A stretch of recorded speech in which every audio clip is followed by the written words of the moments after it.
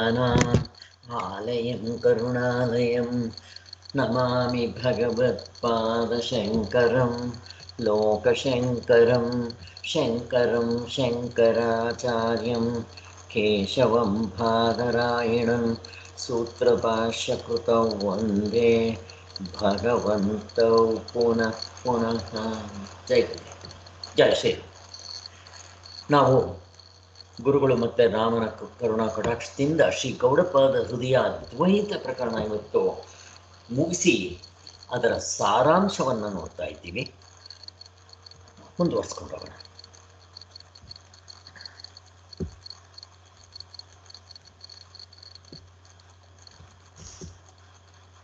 ಇದು 52ನೇ ಎಪಿಸೋಡ್. ನಾವು ಅದ್ವೈತ ಪ್ರಕರಣ ಅಂತ ಗೌಡಪಾದ ಹೃದಯದಲ್ಲಿ ಎಲ್ಲ ಮುಗಿದ ಮೇಲೆ ಅದರ ಸಾರಾಂಶ ಅಂತಿದೆ, ಅಲ್ಲಿ ನಾವು ಮಾಡ್ತಾ ಇದ್ದೀವಿ. ಸೊ ಹಾಗಾದರೆ ನಿನ್ನೆ ನಾವು ಮಾಡಿದ ಸಾರಾಂಶ ಏನು? ಇಲ್ಲಿ ಮಾಂಡಿಕ್ಯ ಉಪನಿಷತ್ತಿಗೆ ಗೌಡಪಾದರು ಕಾರಿಕೆ ಬರ್ತಿದ್ದಾರೆ, ಅದಕ್ಕೆ ಶಂಕರಾಚಾರ್ಯರು ಭಾಷ್ಯ ಬರ್ತಿದ್ದಾರೆ. ಅದಕ್ಕೋಸ್ಕರ ನಾವು ಈ ಡೈರೆಕ್ಟಾಗಿ ನಾವು ಉಪನಿಷತ್ನೇ ನೋಡೋಕ್ಕೆ ಮೊದಲು ಸ್ವಾಮಿಗಳು ಅದನ್ನು ಗೌಡಪಾದ ಹೃದಯ ಅಂತ 4 ಪ್ರಕರಣಗಳನ್ನ ಒಳ್ಳೆ ಡಿಟೆಕ್ಟಿವ್ ಪುಸ್ತಕ ಬರೆದಂಗೆ ಸುಲಿದ ಬಾಳೆಹಣ್ಣಿನ ಥರ ತೋರಿಸಿದ್ದಾರೆ. ನಾವು ಅದನ್ನು ಚಿಂತನೆ ಮಾಡಿ ಆಮೇಲೆ ಭಾಷ್ಯಕ್ಕೆ ಹೋಗ್ಬೋದು. ಈಗ ಅದ್ವೈತ ಪ್ರಕರಣದ ಸಾರದಲ್ಲಿ ನಿನ್ನೆ ಮಾಡಿದ್ರಲ್ಲಿ ಆ ಒಂದು ಪುಸ್ತಕದಲ್ಲಿ 4 ಪ್ರಕರಣಗಳನ್ನ ಹೇಳ್ತಾರೆ. ಒಂದು ಆಗಮ, ವೈತತ್ಯ, ಅದ್ವೈತ, ಅಲಾತಾಶಾಂತಿ ಪ್ರಕರಣ. ಆಗಮ ಪ್ರಕರಣದಲ್ಲಿ ಈ 4ರಲ್ಲೂ ಕೂಡ ಸಾರ್ವತ್ರಿಕ ಪೂರ್ಣ ಅನುಭವ, ಯುಕ್ತಿ ಬಿಟ್ಟಿಲ್ಲ, ಶಾಸ್ತ್ರ ಬಿಟ್ಟಿಲ್ಲ. ಆದರೆ ಈ 3 ವೈತತ್ಯ, ಅದ್ವೈತ ಮತ್ತು ಅಲಾತಾಶಾಂತಿ ಪ್ರಕರಣದಲ್ಲಿ ಮುಂದೆಗಡೆ ತರ್ಕ ಇರುತ್ತೆ, ತರ್ಕನೇ ಜಾಸ್ತಿ ಇರುತ್ತೆ. ಇಲ್ಲಿ ತರ್ಕ ಅಥವಾ ಯುಕ್ತಿ, ಬಟ್ ಆ ಯುಕ್ತಿ ಕೂಡ ಅನುಭವ ಗಮ್ಯವಾಗಿರುತ್ತೆ, ಅದು ನಮಗೆಲ್ಲ ಗೊತ್ತಿದೆ. ಆ ಆಗಮ ಪ್ರಕರಣದಲ್ಲಿ ಶಾಸ್ತ್ರ ಮುಂದೆ ಇರುತ್ತೆ, ಯುಕ್ತಿ ಹಿಂದೆ ಇರುತ್ತೆ. ಇಲ್ಲಿ ಯುಕ್ತಿ ಮುಂದೆ ಇರುತ್ತೆ 3ರಲ್ಲಿ, ಅನುಭವ ಅಂದರೆ ಶಾಸ್ತ್ರ ಹಿಂದೆಗಡೆ ಇರುತ್ತೆ. ಶಾಸ್ತ್ರ ಎಲ್ಲೂ ಬಿಡಂಗಿಲ್ಲ, ಶಾಸ್ತ್ರ ಬಿಟ್ಟರೆ ಹೋಯ್ತು. ಆದ್ದರಿಂದ ನಾವು ಶಾಸ್ತ್ರವನ್ನು ಬಿಡವಾಗಿಲ್ಲ. ಇಷ್ಟು ತಿಳ್ಕೊಂಡು ಅದ್ವೈತ ಪ್ರಕರಣದಲ್ಲಿ, ಆಗಮ ಪ್ರಕರಣದಲ್ಲಿ, ಮೊದಲನೇ ಪ್ರಕರಣದಲ್ಲಿ ಮಾಂಡಿಕ್ಯ ಉಪನಿಷತ್ತು ನಿಂದ ನಾವು ಸಾರ್ವತ್ರಿಕ ಪೂರ್ಣ ಅನುಭವದಿಂದ ನಮ್ಮ ನಿಜವಾದ ಸ್ವರೂಪವನ್ನು ಹೇಗೆ ಗುರುತಿಸ್ಬೇಕು ಅಂತ ತೋರಿಸ್ಕೊಟ್ರು. ಅದಾದ ಮೇಲೆ ಇನ್ನು ವೈತತ್ಯ ಪ್ರಕರಣ ಯಾಕೆ ಬಂತು ಅಂತಂದರೆ, ವೈತತ್ಯ ಅಂತಂದರೆ ಹಾಗಿರೋದ್ರಿಂದ ಯಾವುದೋ ಕನಸು ನಿಜವಾಗ್ಲೂ ಸತ್ಯ ಅಲ್ಲ, ಹಾಗೆ ಎಚ್ಚರವೂ ಕನಸಿನ ಹಾಗೆ ಸತ್ಯವಲ್ಲ ಅಂತ ತೋರಿಸೋದಕ್ಕೆ ವೈತತ್ಯ ಪ್ರಕರಣ ಬಂತು. ಇನ್ನು ಅದ್ವೈತ ಪ್ರಕರಣ ಯಾಕೆ ಬಂತು? ಇವಾಗ ನಾವು ಮಾಡ್ತಾ ಇದ್ವಲ್ಲ, ಮುಗಿಸಿದ್ವಲ್ಲ, ಅದು ಅಂತಂದರೆ ದ್ವೈತ ಹೇಗೆ ಸುಳ್ಳಾಗುತ್ತೋ ನಿಮ್ಮ ಅದ್ವೈತವು ಹಾಗೆ ಯಾಕೆ ಸುಳ್ಳಾಗಬಾರ್ದು ಅಂತ ಪ್ರಶ್ನೆ ಬಂದಿದ್ದರಿಂದ ಅದನ್ನು ನಾವು ಪೂರ್ತಿ ಕ್ಲಿಯರ್ ಮಾಡ್ಕೊಳ್ಳೋದಕ್ಕೋಸ್ಕರ ಈ ಅದ್ವೈತ ಪ್ರಕರಣ ಬಂತು. ಇನ್ನು ಅಲಾತಾಶಾಂತಿ ಪ್ರಕರಣ ಯಾತಕ್ಕೆ ಅಂದರೆ, ಈಗ ಇಲ್ಲಿ ಮುಖ್ಯವಾಗಿ ಬುದ್ಧಿಸಮ್ನವ್ರನ್ನ ತಗೊಂಡು ಅದನ್ನು ಅವ್ರದ್ದು ಕೂಡ ಹೊಂದೋದಿಲ್ಲ ಅನ್ನೋದಕ್ಕೋಸ್ಕರ ತೋರಿಸ್ತಾರೆ. ಅವ್ರದ್ದು ಹೊಂದೋದಿಲ್ಲ ಅನ್ನೋದು ನಮಗೆಲ್ಲ ಗೊತ್ತಿದೆ, ಯಾಕೆಂದರೆ ಅವರು ಶೂನ್ಯವಾದಿಗಳು. ಎಲ್ಲವೂ ನಿಮಿತ್ತ ಬದಲಾವಣೆ ಆಗ್ತಾ ಇರುತ್ತೆ, ಪ್ರತಿ ಕ್ಷಣದಲ್ಲೂ ಬದಲಾವಣೆ ಆಗುತ್ತೆ ಅಂತ ಹೇಳೋದು. ಅದಕ್ಕೆ ಅಲಾತಾಶಾಂತಿ ಅನ್ನೋದಕ್ಕೆ ಒಂದು ಮತಾಕಡ್ಡಿ ಹೇಳಿದ್ರು. ಅವೆಲ್ಲ ನಮಗೆ ಚೆನ್ನಾಗಿ ಅರ್ಥ ಆಯಿತು. ನೆಕ್ಸ್ಟಲ್ಲಿ ವೇದ ಅಂತ ತಗೊಂಡ್ರೆ ಅಲ್ಲಿ ಕರ್ಮ, ಉಪಾಸನೆ, ಜ್ಞಾನಕಾಂಡ 3 ಇರುತ್ತೆ. ಆದರೆ ಪೂರ್ವ ಮೀಮಾಂಸಕರು ಏನು ಮಾಡ್ತಾ ಇದ್ರು ಅಂತಂದರೆ, ಅವರು ವೇದವನ್ನೆಲ್ಲ ಕರ್ಮಕಾಂಡ, ಉಪಾಸನಾ ಕಾಂಡಕ್ಕೆ ಮುಖ್ಯವಾಗಿ ಇಂಪಾರ್ಟೆನ್ಸ್ ಕೊಟ್ಟು ಜ್ಞಾನಕಾಂಡವನ್ನು ಐ ವಾಶ್ ಅಥವಾ ಅದನ್ನು ಹೊಗಳೋದಕ್ಕೋಸ್ಕರ ಬಂದಿದೆ ಆದ್ದರಿಂದ ನಿಮ್ಗೆ ಮೋಕ್ಷ ಆಗಬೇಕಾದ್ರೆ ಕರ್ಮಕಾಂಡ ಮತ್ತು ಕರ್ಮಕಾಂಡ ಅಂತಂದರೆ ಯಾಗ ಯಜ್ಞಗಳು ಅವರು ಹೇಳೋದು, ಕರ್ಮಯೋಗ ಅಲ್ಲ. ಮತ್ತು ಉಪಾಸನಾ ಕಾಂಡ, ಉಪಾಸನೆ ಮಾಡಬೇಕು, ಮಾಡೋದರಿಂದ ನಮಗೆ ಮೋಕ್ಷ ಆಗುತ್ತೆ ಅಂತ ಹೇಳಿ ಅವರು ಜ್ಞಾನಕಾಂಡವನ್ನು ಸೆಕೆಂಡ್ರಿ ಅದನ್ನು ಪಕ್ಕಕ್ಕೆ ಎತ್ತಿಟ್ಬಿಟ್ಟಿದ್ರು. ಆದರೆ ಶಂಕರಾಚಾರ್ಯರು ಬಂದು ಹಾಗಲ್ಲ, ಜ್ಞಾನಕಾಂಡದಿಂದಲೇ ನಿಮ್ಮ ಕರ್ಮಕಾಂಡ ಉಪಾಸನಾ ಕಾಂಡಕ್ಕೆ ಬೆಲೆ ಅಂತ ತೋರಿಸ್ಕೊಟ್ರು.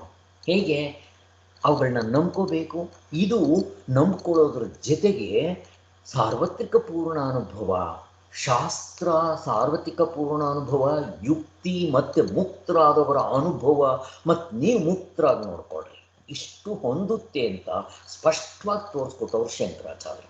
ಆದ್ದರಿಂದ ಹೇಗೆ ಜ್ಞಾನಕಾಂಡ ಮತ್ತು ಕರ್ಮಕಾಂಡ ಉಪಾಸನಾ ಕಾಂಡಗಳು ಒಂದೇ ವೇದದಲ್ಲಿದೆಯೋ, ಇದು ಅನುಭವಕ್ಕೆ ಬರೋದ್ರಿಂದ ಅದನ್ನು ನಂಬಿಕೊಂಡ್ರೂ ಅದೂ ಕೂಡ ಸರಿಯಾಗಿರುತ್ತೆ ಅಂತ ಪುಷ್ಟಿ ಕೊಟ್ಟರು. ಅದನ್ನು ಬಿಡಲಿಲ್ಲ ಅವರು ಶಂಕರಾಚಾರ್ಯರು.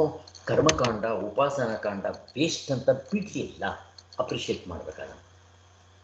ಇಷ್ಟಂತೂ ನಮಗೆ ಗೊತ್ತಾಯಿತು. ಅಲ್ಲಿಗೆ ಜ್ಞಾನದಿಂದಲೇ ಮೋಕ್ಷ ಅಂತ ಹೇಳಿ ಭಗವದ್ಗೀತೆ 2ನೇ ಅಧ್ಯಾಯದ ಇದರಲ್ಲಿ ಭಾಷ್ಯದಲ್ಲಿ ಅಲ್ಲಿ ಅವರು ಪೂರ್ವ ಮೀಮಾಂಸಕರು ಕರ್ಮದಿಂದಲೇ ಮೋಕ್ಷ ಆಗುತ್ತೆ ಅಂತ ಸಾಧನೆ ಮಾಡೋಕ್ಕೆ ಹೋದರು. ಅದಕ್ಕೋಸ್ಕರ ಅದು ಆಗೋದಿಲ್ಲ ಅಂತ ಹೇಳಿ ತುಂಬ ದೊಡ್ಡ ಚರ್ಚೆ ಮಾಡ್ತಾರೆ. ಏನಂತ, ಜ್ಞಾನ ಕರ್ಮ ಸಮುಚ್ಚಯವಾದಿಗಳು, ಕರ್ಮವೂ ಜ್ಞಾನವನ್ನು ನೀವು ಜ್ಞಾನದಿಂದಲೇ ಮೋಕ್ಷ ಅಂತೀರಿ, ಇಲ್ಲ ಕರ್ಮ ಸೇರಿಸ್ಕೋಬೇಕು ಉಪಾಸನೆ ಸೇರಿಸ್ಕೋಬೇಕು ಅಂತ ಅವರು ಇಲ್ಲ ಅಂತ ಹೇಳಿದಾಗ, ಹೋಗ್ಲಿ ನಿಮ್ಮ ಜ್ಞಾನ ಜೊತೆಗೆ ಕರ್ಮನೂ ಸೇರಿಸ್ಕೊಳ್ಳಿ ಅಂತ ಹೇಳಿದ್ರು. ಹಂಗೂ ಆಗೋದಿಲ್ಲ.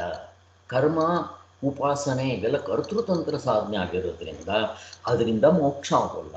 ಹಾಗಾದರೆ ಅವುಗಳನ್ನ ಶ್ರುತಿಯಲ್ಲಿ ಹೇಳಿದ್ದು ಯಾಕೆ ಅನ್ನೋ ಪ್ರಶ್ನೆ ತಗೊಂಬಂದಾಗ, ಅಧಿಕಾರಿಗಳಲ್ಲಿ ಅಂದರೆ ಸಾಧನೆ ಮಾಡೋ ಅಧಿಕಾರಿಗಳಲ್ಲಿ 3 ಥರ ಭೇದ ಇರುತ್ತೆ. ಉತ್ತಮ ಅಧಿಕಾರಿ, ಮಧ್ಯಮ ಅಧಿಕಾರಿ, ಅಧಮ ಅಧಿಕಾರಿ. ಅವರವ್ರಿಗೆ ತಕ್ಕಂತೆ ಹೇಳೋದಕ್ಕೋಸ್ಕರ ಜ್ಞಾನಕಾಂಡ ಎಲ್ರಿಗೂ ಆಗೋದಿಲ್ಲ. ಅದಕ್ಕೋಸ್ಕರ ಉಪಾಸನಾ ಕಾಂಡವು ಎಲ್ರಿಗೂ ಆಗೋದಿಲ್ಲ. ಅದಕ್ಕೋಸ್ಕರ ಕರ್ಮಕಾಂಡದಲ್ಲಿ ಹೇಳಿರೋ ಯಾಗ ಯಜ್ಞಗಳು ಇವುಗಳನ್ನ 2 ರೀತಿ ಮಾಡ್ಬೋದು. ಫಲಾಪೇಕ್ಷೆಯಿಂದಲೂ ಮಾಡ್ಬೋದು, ಮತ್ತು ಅವುಗಳನ್ನೇ ನಿಮ್ಮ ಜ್ಞಾನಕಾಂಡದಲ್ಲೂ ಹೇಳಿದೆಯಲ್ಲ. ಯಾಕೆ ಅಂತಂದರೆ ಅವುಗಳನ್ನೇ ಕರ್ಮಯೋಗ ರೂಪದಲ್ಲಿ ಮಾಡಿದ್ರೆ ಚಿತ್ತಶುದ್ಧಿಯಾಗಿ ನಿಮಗೆ ಜ್ಞಾನಕಾಂಡಕ್ಕೆ ಯೋಗ್ಯತೆಯನ್ನು ತಂದುಕೊಡುತ್ತೆ ಅಂತ ತೋರಿಸ್ಕೊಟ್ಟವರು ಶಂಕರಾಚಾರ್ಯ. ಇಷ್ಟೆಲ್ಲ ಆದಮೇಲೆ ಮತ್ತೆ ಈ ಸೃಷ್ಟಿ ಹೇಗಾಯಿತು ಅನ್ನೋದನ್ನು ತೋರಿಸ್ತಾ ಬಂದರು. ನಿಜವಾಗ್ಲೂ ಸೃಷ್ಟಿ ಆಗಿದೆ ಅಂತಲ್ಲ, ಇಲ್ಲಿ ಸೃಷ್ಟಿ ಸ್ಥಿತಿ ಲಯ ಈ 3 ಕೂಡ, ಮತ್ತು ಈ ಬ್ರಹ್ಮ ವಿಷ್ಣು ಮಹೇಶ್ವರರು ಸೃಷ್ಟಿ ಸ್ಥಿತಿ ಲಯರು ಅಂತ ಹೇಳ್ತಾರೆ. ಮತ್ತು ಸಾಧನೆಗಳು ಎಲ್ಲವೂ ಕೂಡ ಈ ಸೃಷ್ಟಿಯ ಕ್ರಮವನ್ನು ಹೇಳಿದೆ. ಯಾಕೆ ಹೇಳಿದೆ ಅಂತಂದರೆ, ಉಪಾಯವಾಗಿ ನಿಮ್ಮನ್ನು ಏನಾದರೂ ಮಾಡಿ ಆತ್ಮತತ್ವದಲ್ಲಿ ನಿಲ್ಲಿಸಬೇಕು ಅಂತ ಅನ್ನೋ ದೃಷ್ಟಿಯಿಂದ ಸೃಷ್ಟಿಯ ವಿಚಾರ ಹೇಳ್ತಾ ಬಂದರು. ನಿಜವಾಗ್ಲೂ ಸೃಷ್ಟಿ ಸ್ಥಿತಿ ಲಯ ಆಗಿದೆ ಅಂತ ಅಲ್ಲ, ಕನಸು ನೋಡಿಕೊಡ್ರಿ ಅಂತ ಸ್ಪಷ್ಟವಾಗಿ ತೋರಿಸೋದು. ಇಲ್ಲಿ 2 ನಾವು ತಗೋಬೇಕಾಗತ್ತೆ. ಒಂದು, ಪರಮಾತ್ಮನೇ ಜೀವನ ರೂಪದಲ್ಲಿ ತೋರ್ತಾ ಇದ್ದಾನೆ. ಇಲ್ಲಿ ಜೀವ ಮತ್ತು ಕಾರ್ಯಕರಣಗಳು ಇಷ್ಟು. ಜೀವಕ್ಕೆ ಉದಾಹರಣೆ ನಮಗೆ ಕನಸನ್ನು ಕೊಟ್ಟರು ಅಲ್ಲ, ಜೀವಕ್ಕೆ ಉದಾಹರಣೆ ನಮಗೆ ಮಡಿಕೆ ಮತ್ತು ಆ ಸೂರ್ಯ ಪ್ರತಿಬಿಂಬ ನೀರು ಅದು ತೋರಿಸೋದು. ಇನ್ನು ಕರಣಗಳು ಕೂಡ ಹುಟ್ಟಿದೆ ಅನ್ನೋದಕ್ಕೆ ಕನಸನ್ನು ತಗೊಂಬಂದು ತೋರಿಸೋದ್ರು. ಇವೆಲ್ಲ ನಮ್ಮ ಚಿಂತೆ ಆಗಿದೆ. ಇಷ್ಟನ್ನು ಹೇಳಿದರು. ಆಮೇಲೆ ಇದಕ್ಕೆ ಶಾಸ್ತ್ರದ ಆಧಾರವೂ ಇದೆ. ತೈತರೀಯ ಉಪನಿಷತ್ತು, ಬೃಹದಾರಣ್ಯಕ ಉಪನಿಷತ್ನಲ್ಲಿ ಸತ್ಯಂ ಜ್ಞಾನಂ ಅನಂತಂ ಬ್ರಹ್ಮ ಅನ್ನೋದು ಕೂಡ ತೋರಿಸ್ಕೊಟ್ಟರು. ಮತ್ತು ಎಲ್ಲವೂ ಕೂಡ ಬ್ರಹ್ಮ ಅಥವಾ ಆತ್ಮ ಯಾವುದರಿಂದಲೂ ಹುಟ್ಟಲಿಲ್ಲ, ಅವನಿಂದ ಯಾವುದೂ ಹುಟ್ಟಲಿಲ್ಲ ಅಂತ ಸ್ಪಷ್ಟವಾಗಿ ತೋರಿಸ್ಕೊಟ್ರು. ಇದನ್ನು ಅಜಾದ್ವಯ ಬ್ರಹ್ಮವಾದ ಅಂತಾರೆ. ಅವ್ರದ್ದು ಜಾತಿ ಬ್ರಹ್ಮವಾದ. ಅವರು ಹುಟ್ಟುತ್ತೆ ಅಂತ ಹೇಳ್ತಾರೆ. ಅವ್ರು ಹೇಳೋದು ಮುಂದಕ್ಕೆ ಬರುತ್ತೆ, ಆ ಅಲಾತ ಶಾಂತಿ ಪ್ರಕರಣದಲ್ಲಿ ಬರುತ್ತೆ, ಅಲ್ಲಿ ನೋಡೋಣ. ನಾವೆಲ್ಲ ಬೇಕಾದಷ್ಟು ಚಿಂತನೆ ಮಾಡಿದ್ದೀವಿ. ಈ ಸತ್ಕಾರ್ಯವಾದಗಳು ಇರೋದರಿಂದ ಹುಟ್ಟುತ್ತೆ ಅಂತ, ಅವರು ಅಸತ್ಕಾರ್ಯವಾದಗಳು ಇಲ್ಲದ್ರಿಂದ ಹುಟ್ಟುತ್ತೆ ಅಂತ. ಆದ್ದರಿಂದ ಇರೋದ್ರಿಂದಲೂ ಹುಟ್ಟೋದಿಲ್ಲ, ಇಲ್ಲದ್ರಿಂದಲೂ ಹುಟ್ಟೋದಿಲ್ಲ. ನಿಮ್ಮದು ನಮ್ಮದು ಸತ್ಕಾರ್ಯವಾದವೇ ಅಂತ ಹೇಳಿದ ತಕ್ಷಣ ನಿಮ್ಮದು ನಮ್ಮದು ಹೊಂದುತ್ತಲ್ಲ ಅಂತ ಈ ಸಾಂಖ್ಯರು, ಕಪಿಲ ಸಾಂಖ್ಯರು, ಪಾತಂಜಲಿಗಳು ಹೇಳ್ತಾರೆ. ಆಗ ನಮ್ಮ ವೇದಾಂತದವರು ಹೌದು ಸತ್ಯದಿಂದಲೇ ಹುಟ್ಟುತ್ತೆ, ಆದರೆ ಮಾಯಾ ಸತ್ಕಾರ್ಯವಾದ ಅಂತ ಹೇಳಿ ತೋರಿಸಿದ್ದು ನಮ್ಗೆ ಸ್ಪಷ್ಟವಾಗಿ ಅರ್ಥ ಆಯಿತು. ಇಲ್ಲಿವರೆಗೂ ನಾವು ನಿನ್ನೆ ಮಾಡಿದ್ವಿ. ಇವಾಗ ಮುಂದಕ್ಕೆ ಹೋಗೋಣ. ಇದೇ ಸಿದ್ಧಾಂತವೆಂದರೆ ಶ್ರುತಿಯಲ್ಲಿ ಉಪಾಸನೆಯನ್ನು ಕರ್ಮವನ್ನು ಹೇಳಿರುವುದೇಕೆ? ನಿಮ್ಮ ಜ್ಞಾನದಿಂದಲೇ ಮೋಕ್ಷ ಇವೆಲ್ಲ ಉಪಾಯಗಳು ಅಂತ ಹೇಳಿಬಿಟ್ರೆ ಮತ್ತೆ ಕರ್ಮವನ್ನು ಉಪಾಸನೆಯನ್ನು ಯಾಕೆ ಹೇಳಿದ್ರು ಅಂದರೆ ಅಧಿಕಾರಿಗಳ ತಾರತಮ್ಯ ಅಂತ ಅದು ಇವಾಗ ತಾನೇ ಹೇಳಿದ್ವಿ. ನಿನ್ನೆ ಕೂಡ ಸ್ವಲ್ಪ ಆಗಿತ್ತು. ಆದ್ದರಿಂದ ಇದೇ ಸರಿಯಾದ ವೇದಾರ್ಥವೆಂಬುದಕ್ಕೆ ಶಾಸ್ತ್ರದಲ್ಲಿ ಅಲ್ಲಲ್ಲಿ ಭೇದ ದೃಷ್ಟಿಯನ್ನು ನಿಂದಿಸಿ ಏಕತ್ವವನ್ನು ಸೃಷ್ಟಿಸಿರುವುದೇ ಆಧಾರವಾಗಿದೆ. ಆದ್ದರಿಂದ ಶ್ರುತಿಯಲ್ಲಿ ಉಪಾಸನೆಯನ್ನು ಕರ್ಮವನ್ನು ಉಪದೇಶಿತ ಮಾಡಿದೆ ಎಂಬುದೇನು ಅಜದ್ವಯ ಬ್ರಹ್ಮವಾದಕ್ಕೆ ಅಡ್ಡಿಯಾಗುವುದಿಲ್ಲ. ನಿಮ್ಮ ಸೃಷ್ಟಿ, ಸ್ಥಿತಿ, ಲಯ ಮತ್ತು ಪ್ರಪಂಚದಲ್ಲಿ ಸೃಷ್ಟಿ ಹೀಗಾಯಿತು ಅಂತ ಹೇಳೋದು ಇವು ನಮ್ಮ ಅದ್ವೈತ ಫಿಲಾಸಫಿ ಅಂದರೆ ಶಂಕರಾಚಾರ್ಯರು ಅದ್ವೈತ ಫಿಲಾಸಫಿಯನ್ನು ಮಾಡಿದ್ರು. ಬುದ್ಧನ ಫಿಲಾಸಫಿಯನ್ನು ಮಾಡ್ದ. ಹಂಗಾಗೋದಿಲ್ಲ, ಅವ್ರು ಮಾಡ್ದಂಗೆ ಆಗೋದಿಲ್ಲ ಇಲ್ಲಿ. ಮತ್ತು ಕ್ರಿಶ್ಚಿಯನ್ ಧರ್ಮವನ್ನು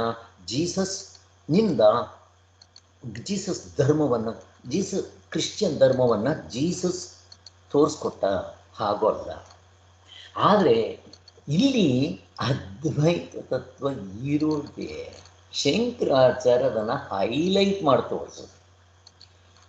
ಇದನ್ನು ತೋರಿಸೋದಕ್ಕೆ ಬೇರೆಗಳು ಬರಬೇಕಾ? ಅದ್ವೈತ ಅನ್ನೋದಕ್ಕೆ ನಿದ್ದೆಯಲ್ಲಿ ನಾವು ಅದ್ವೈತಿಗಳಾಗಿರ್ತೀವಿ. ಯಾರಿರ್ತಾರಲ್ಲಿ? ಎಚ್ಚರ, ಕನಸು, ದೃಶ್ಯ ಪ್ರಪಂಚದಲ್ಲಿ ದ್ವೈತಿಗಳಾಗಿರ್ತೀವಿ. ಅದು ಬೇಡಪ್ಪ. ನೀವು ಎಚ್ಚರದಲ್ಲಿರ್ತೀರ, ಮನೆ ಒಳಗಡೆ ಇರ್ತೀರ, ಅದ್ವೈತ. ಬಿಸಿಲು ಬಂದರೆ ನೀವು ಮತ್ತು ನಿಮ್ಮ ನೆರಳು ಬೀಳುತ್ತೆ, ಎರಡಾಯ್ತಾ? ಇವಾಗ ಏನಂತೀರ ಅದನ್ನು? ದ್ವೈತ ಅಷ್ಟೇ. ಒಳಕ್ಕೆ ಹೋಗ್ರಿ, ಆ ನೆರಳು ಇರೋದಿಲ್ಲ. ಅದ್ವೈತ ಏನು ನಿದ್ದೆಗೆ ಹೋಗ್ಬೇಕೇನೋ? ಇದನ್ನು ಹೇಳೋದಕ್ಕೆ ಶಂಕರಾಚಾರ್ಯರು ಅದ್ವೈತ ಫಿಲಾಸಫಿಯನ್ನು ತಯಾರು ಮಾಡಿದ್ರು ಅಂತ ಹೇಳಬೇಕೇನೋ? ಏನೂ ಮಾಡಿಲ್ಲ. ಇರೋದನ್ನು ವ್ಯವಹಾರದಲ್ಲಿ ನೋಡ್ಕೊಳ್ರಿ, ಪಾರಮಾರ್ಥದಲ್ಲಿ ನೋಡ್ಕೊಳ್ರಿ, ಎಲ್ಲದಕ್ಕೂ ಹೊಂದುತ್ತೆ ಅಂತ ತೋರಿಸ್ಕೊಟ್ಟವರು ಅವರು. ಆದ್ದರಿಂದ ಇದು ವೇದಾಂತ ಎಂಬ ಅರ್ಥಕ್ಕೆ ಶಾಸ್ತ್ರದಲ್ಲಿ ಅಲ್ಲಲ್ಲಿ ಭೇದ ದೃಷ್ಟಿಯನ್ನು ನಿಂದಿಸಿ ಏಕತ್ವವನ್ನು ಹೇಳ್ತಾ ಬಂದಿದೆ. ಅದಕ್ಕೋಸ್ಕರ ನಮ್ಮ ಅಜ ಅದ್ವಯ ಅಂದರೆ ಆತ್ಮನೂ ಯಾವುದರಿಂದ ಹುಟ್ಟಿಲ್ಲ, ಆತ್ಮನಿಂದ ಯಾವುದು ಹುಟ್ಟಿಲ್ಲ ಅನ್ನೋದಕ್ಕೆ ಈ ಅದ್ವೈತವಾಗಲಿ ದ್ವೈತವಾಗಲಿ ಬುದ್ಧಿಸಮ್ ಆಗಲಿ ಜೈನ ಧರ್ಮ ಆಗಲಿ ಯಾವುದಕ್ಕೂ ಅಡ್ಡಿ ಬರೋದಿಲ್ಲ ಅಂತ ಹೇಳ್ತಾ ಇದ್ದಾರೆ ಅಲ್ವಾ? ಬರೋದಿಲ್ಲ. ಹಾಗೆ ಇನ್ನು ಅದ್ವಯ ದರ್ಶನವು ದ್ವೈತಿಗಳ ದರ್ಶನಕ್ಕೆ ವಿರುದ್ಧವೆಂಬ ಕಾರಣದಿಂದ ಪರಿತ್ಯಾಜ್ಯವಲ್ಲ. ಈ ನಮ್ಮ ಆತ್ಮನು ಯಾವುದರಿಂದಲೂ ಹುಟ್ಟಲ್ಲ, ಆತ್ಮನಿಂದ ಯಾವುದು ಹುಟ್ಟಿಲ್ಲ ಅಲ್ವಾ? ಈಗ ಮಣ್ಣಿಂದ ಮಡಕೆ ಕುಡಿಕೆ ಶವ ಹುಟ್ಟದಂತೆ ಚಿನ್ನದಿಂದ ಒಡವೆಗಳು ಹುಟ್ಟುತ್ತಾ ಚಿನ್ನವೇ ಒಡವೆಗಳಾಗಿ ತೋರ್ತಾ ಇದೆ, ಮಣ್ಣೇ ಮಡಕೆ ಕುಡಿಕೆಯಾಗಿ ತೋರ್ತಾ ಇದೆ. ಆದ್ದರಿಂದ ಮಣ್ಣು ಬೇರೆ, ಮಡಕೆ ಕುಡಿಕೆ ಬೇರೆ, ಚಿನ್ನ ಬೇರೆ, ಆಭರಣಗಳು ಬೇರೆ. ತೋರಿಸಿ ಸ್ವಲ್ಪ ನಿಮ್ಮ ಆಭರಣಗಳಿದೆ ಅಥವಾ ಮಡಕೆ ಇದೆ, ಇಲ್ಲಿಂದ ಇಲ್ಲಿಗೆ ಮಣ್ಣು, ಇಲ್ಲಿಂದ ಇಲ್ಲಿಗೆ ಮಡಕೆ ಪಾರ್ಟಿಷನ್ ಮಾಡಿ. ಹೇಗೆ ಮಾಡೋಕ್ಕೆ ಬರಲ್ವೋ ಹಾಗೆ ಈ ಪ್ರಪಂಚದಲ್ಲಿ ಇಲ್ಲಿಂದ ಇಲ್ಲಿಗೆ ಆತ್ಮ, ಇಲ್ಲಿಂದ ಇಲ್ಲಿಗೆ ಪ್ರಪಂಚ, ಇಲ್ಲಿಂದ ಇಲ್ಲಿಗೆ ಪರಮಾರ್ಥ ದೃಷ್ಟಿ, ಇಲ್ಲಿಂದ ಇಲ್ಲಿಗೆ ವ್ಯವಹಾರ ದೃಷ್ಟಿ. ಮಾಡ್ರಿ ನೋಡ. ನಮ್ಗೆ ಅರ್ಥ ಆಗೋದಕ್ಕೋಸ್ಕರ ಇದನ್ನು ಪರಮಾರ್ಥ ದೃಷ್ಟಿ, ವ್ಯವಹಾರ ದೃಷ್ಟಿ ಅಂತ ಶಾಸ್ತ್ರ ಸುಲಭವಾಗಿ ಮಾಡಿಕೊಟ್ಟಿದೆ. ಹಾಗೆ ಅಂದ್ಕೊಂಡು ಪಾರಮಾರ್ಥ ಬೇರೆ ವ್ಯವಹಾರ ಬೇರೆ ಅಂತ ತಿಳ್ಕೊಂಡ್ರೆ ನಿಮಗೆ ಮೋಕ್ಷ ಆಗಿಲ್ಲ. ಅದಕ್ಕೆ ಕೆಲವರು ನಾವು ಮುಕ್ತರಾಗಿದ್ದೀವಿ ಅಂತ ಹೇಳಿಕೊಂಡು ವ್ಯವಹಾರ ಹೇಗೆ ಬೇಕಾದರೂ ಮಾಡ್ಬೋದು. ಯಾಕೆ ಹೇಳ್ರಿ?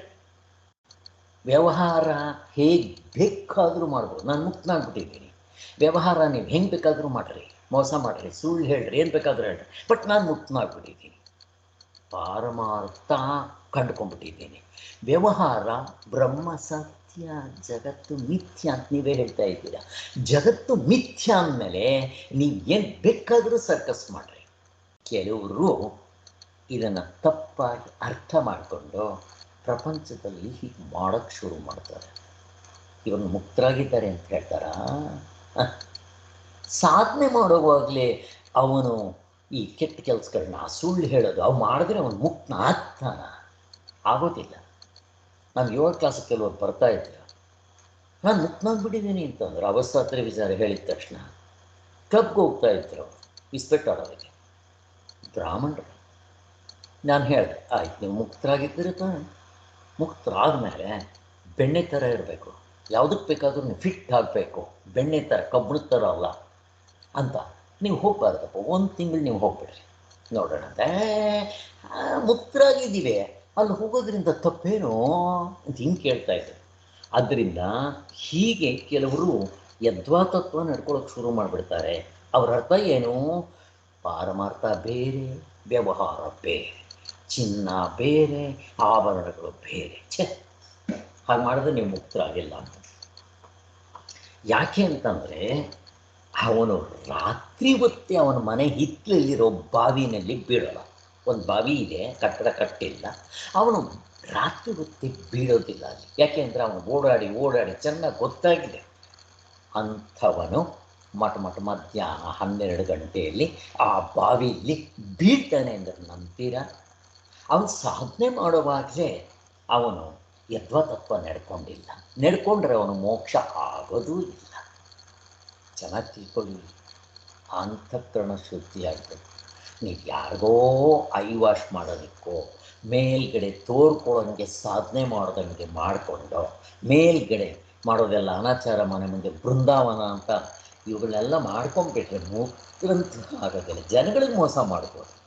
ಒಳಗಡೆ ನಿಮಗೆ ಕಳ್ಳ, ನೀನು ಕಳ್ತನ ಮಾಡ್ತಾ ಇದೆಯಾ ಅಂತ ಚೆನ್ನಾಗಿ ಹೇಳ್ತಾ ಇರುತ್ತೆ, ಮತ್ತು ಜನಗಳಿಗೂ ಗೊತ್ತಾಗುತ್ತೆ. ಆದ್ದರಿಂದ ಈ ಒಂದು ಬೂಟಾಟಿಕೆ ಇಲ್ಲೆಲ್ಲ ಏನೂ ನಡೆಯೋದಿಲ್ಲ. ಯಾರು ನಿಜವಾಗ್ಲೂ ಆರ್ಡೆಂಟ್ ಜಿಜ್ಞಾಸುಗಳಾಗಿರ್ತಾರೋ, ಮೋಕ್ಷವೇ ಬೇಕು ಅಂತ ಆಸೆ ಇದ್ದರೆ ಪರಮಾತ್ಮ ಸರಿಯಾದ ದಾರಿ ತೋರಿಸ್ತಾನೆ, ಸರಿಯಾದ ಸಾಧನೆ ತೋರಿಸ್ತಾನೆ. ಅವನು ನಮಗೆ ಆಸಕ್ತಿ ಇರಲ್ವೇ, ಮೋಕ್ಷ ಬೇಡ ಅಂತೀವಲ್ಲ, ಮತ್ತು ಹ್ಯಾಕೆ ತೋರಿಸ್ತಾನೆ? ಮಕ್ಕಳು ಹತ್ರ ತಾನೇ ತಾಯಿ ಎತ್ಕೊಳ್ಳೋದು. ಮಕ್ಕಳೇ ಅಳದೇ ಇದ್ದರೆ ತಾಯಿ ಯಾಕೆ ಎತ್ಕೊತಾಳೆ? ಆಡ್ಕೊಳ್ತಾ ಇದ್ದಾಳೆ ಅಂತ ಸುಮ್ಮನೆ ಇರ್ತಾರೆ. ಹಾಗೆ ನನಗೆ ಮೋಕ್ಷವೇ ಬೇಕು ಅಂತ ಕೇಳದೇ ಇದ್ದರೆ ಪರಮಾತ್ಮ ಯಾಕೆ ಕೊಡ್ತಾನೆ? ಅವನಿಗೆ ಯಾಕೆ ಕರುಣಿಸ್ತಾನೆ? ಕರುಣಿಸೋದಿಲ್ಲ. ಆದ್ದರಿಂದ ಹೀಗೆಲ್ಲ ತಪ್ಪರ್ಥ ಮಾಡ್ಕೋಬಾರ್ದು. ಆದ್ದರಿಂದ ಇದೇ ಸರಿಯಾದ ವೇದಾರ್ಥವೆಂಬುದಕ್ಕೆ ಶಾಸ್ತ್ರದಲ್ಲಿ ಅಲ್ಲಲ್ಲಿ ಭೇದ ದೃಷ್ಟಿಯನ್ನು ನಿಂದಿಸಿ ಏಕತ್ವವನ್ನು ಸ್ತುತಿಸಿರುವುದೇ ಆಧಾರವಾಗಿದೆ. ಆದ್ದರಿಂದ ಶ್ರುತಿಯಲ್ಲಿ ಉಪಾಸನೆಯನ್ನು, ಕರ್ಮವನ್ನು ಉಪದೇಶ ಮಾಡಿದೆ ಎಂಬುದೇನು ನಮ್ಮ ಈ ಅದ್ವೈತ ಫಿಲಾಸಫಿಗೆ ಅಡ್ಡ ಆಗೋದಿಲ್ಲ. ಆಮೇಲೆ ನೆಕ್ಸ್ಟ್ ಅದಾದಮೇಲೆ ಈ ಅಜ ಅದ್ವಯ ದರ್ಶನ, ನಿಮ್ಮ ಅದ್ವೈತ ಫಿಲಾಸಫಿ ಇದೆಯಲ್ಲ, ಈ ದ್ವೈತ ದರ್ಶನದವರಿಗೆ ವಿರುದ್ಧವೆಂಬ ಕಾರಣದಿಂದಲೂ ನಾವು ಬಿಡಬೇಕಾಗಿಲ್ಲ. ಮತ್ತು ಈಗ ಅದ್ವೈತ ಫಿಲಾಸಫಿ ಅಂದರೆ ಏನು ಅಂದರೆ ಬ್ರಹ್ಮ ಸತ್ಯ, ಜಗತ್ತು ಮಿಥ್ಯ ಅಷ್ಟೇ. ಅದೊಂದೇ ಇರೋದು. ಇವಾಗ ನಿದ್ದೆಯಲ್ಲಿ ನನಗೆ 2 ತೋರಿಸಿ ನೋಡೋಣ. ದೇವರು ಸ್ಯಾಂಪಲ್ ಕೊಟ್ಟಿದ್ದಾನೆ, ಎಚ್ಚರದಲ್ಲೂ ಹಾಗೇ ಇರೋದು. ಆದರೆ ನನಗೆ ಇಷ್ಟೆಲ್ಲ ಬೇರೆ ಬೇರೆ ಕಾಣಿಸುತ್ತಲ್ಲ, ಅವಸ್ಥೆ ಅವಸ್ಥೆ ಒಳಗಡೆ ಅರ್ಧ ಡಜನ್ ಅಂತಂದರೆ ಕಾಣಲಿ ಬಿಡಿ, ಅದೇನು ಚಿನ್ನವೇ, ಆಭರಣಗಳು ಎಷ್ಟೇ ಕಾಣಲಿ ಚಿನ್ನವೇ ಹೀಗೆ ತೋರ್ತಾ ಇದೆ. ಯಾವಾಗ ಅವನು ನಾನೇ ಹೀಗೆ ತೋರ್ತಾ ಇದ್ದೀನಿ. ಅವಸ್ಥೆ ಅಂದರೆ ಏನು? ಅವಸ್ಥೆ ಒಳಗಡೆ ಇರೋ ಅರ್ಧ ಡಜನ್ ಏನು? ಪಾರಮಾರ್ಥವು ತೋರಿಕೊಳ್ಳುವ ಬಗೆ ಅಷ್ಟೇ. ಚಿನ್ನವು ಒಡವೆಗಳ ರೂಪದಲ್ಲಿ ತೋರಿಕೊಳ್ಳುವ ಬಗೆ ನಾನೇ ಈ ಪ್ರಪಂಚದ ರೂಪದಲ್ಲಿ ತೋರ್ಕೊತಾ ಇದ್ದೀನಿ. ಈಗ ನಾನೇನ ಮೇಲೆ ಯಾರಿಗೆ ಮೋಸ ಮಾಡ್ತೀರಾ, ಯಾರಿಗೆ ಸುಳ್ಳು ಹೇಳ್ತೀರಾ, ಯಾರಿಗೆ ಹಿಂಸೆ ಮಾಡ್ತೀರಾ ಹೇಳ್ರಿ ನೋಡಿ. ತತ್ವದಲ್ಲಿ ನಿಂತವರಿಗೆ ಮಾಡೋಕ್ಕೆ ಮನಸ್ಸು ಬರಲ್ಲ ಹಾಗೆ. ಆದ್ದರಿಂದ ಇದು ಚೆನ್ನಾಗಿ ನಮ್ಗೆ ಅರ್ಥ ಆಗಿದೆ. ಒಟ್ಟಿನಲ್ಲಿ ಇದು ಅವರಿಗೆ ಯಾರೂ ಕೂಡ ಶತ್ರುಗಳಾಗೋದಿಲ್ಲ. ನಾವು ಈ ದ್ವೈತ ಫಿಲಾಸಫಿ ಅಂದರೆ ಯಾರು? ವೇದವನ್ನು ನಂಬುವಂಥವರು ಐದು ಜನ ಇದ್ದಾರೆ, ಅವರು ದರ್ಶನಕಾರರು. ಇನ್ನು ವೇದಗಳನ್ನ ನಂಬದೇ ಇರೋರು ಬುದ್ಧಿಸಮ್ನವರು, ಜೈನಿ ಮತ್ತು ಈ ಚಾರ್ವಾಕರು, ಇವರೆಲ್ಲ ಬಿಟ್ಬಿಡ್ರಿ ಅವರು. ಇನ್ನು ಆಮೇಲೆ ಬಂದಂಥದ್ದು ಈ ಮುಸ್ಲಿಂ ಧರ್ಮ, ಕ್ರಿಶ್ಚಿಯನ್ ಧರ್ಮ, ಪಾರ್ಸಿ ಧರ್ಮ ಮತ್ತು ಸಿಖ್ಖರ ಧರ್ಮ, ಬೇಕಾದಷ್ಟು ಧರ್ಮಗಳಿದೆ. ಎಲ್ಲ ಧರ್ಮಗಳು ಕೂಡ ಅವರು ಅದ್ವೈತವನ್ನೇ ಹೇಳ್ತಾರೆ ಸರಿಯಾಗಿ ಹೇಳೋರು. ಕೆಲವರು ಈ ದ್ವೈತನೇ ಸತ್ಯ ಹಾಗೆ ಅಂತ ಹೇಳೋರು ಇರ್ತಾರೆ. ಆದರೆ ನಮ್ಮ ಅದ್ವೈತಕ್ಕೆ ಯಾವುದೂ ಶತ್ರುಗಳಲ್ಲ. ಶತ್ರುಗಳು ಹೇಗಾಗ್ತಾರೆ ಹೇಳ್ರಿ? ಚಿನ್ನಕ್ಕೆ ಒಡವೆಗಳು ಶತ್ರುವ? ಚಿನ್ನವೇ ಒಡವೆಗಳ ರೂಪದಲ್ಲಿರೋದು. ಆದ್ದರಿಂದ ನಮ್ಮ ಅದ್ವೈತ ದರ್ಶನಕ್ಕೆ ನಮಗೆ ಯಾರು ಶತ್ರುಗಳಿಲ್ಲ ಅಂತ ಹೇಳಿ, ಈಗ ಅವರು ಏನು ಮಾಡ್ತಾರೆ? ಇರೋದರಿಂದ ಹುಟ್ಟುತ್ತೆ ಅಂತ ಅವರು, ಈ ಸಾಂಖ್ಯರು, ಪಾಪಂಜನಗಳು, ಈ ವೈಶೇಷಿಕರು, ನೈಯಾಯಿಕರು ಇಲ್ಲದ್ರಿಂದ ಹುಟ್ಟುತ್ತೆ, ಇರೋದರಿಂದ ಯಾಕ್ರಿ ಹುಟ್ಟುತ್ತೆ? ಈಗ ಮಡಕೆ ಇದೆ, ಮಡಕೆ ಇದ್ದ ಮೇಲೆ ಮಡಕೆ ತಿರ್ಗ ಇನ್ನೊಂದು ಮಡಕೆ ಹುಟ್ಟುತ್ತಾ? ಇಲ್ಲ.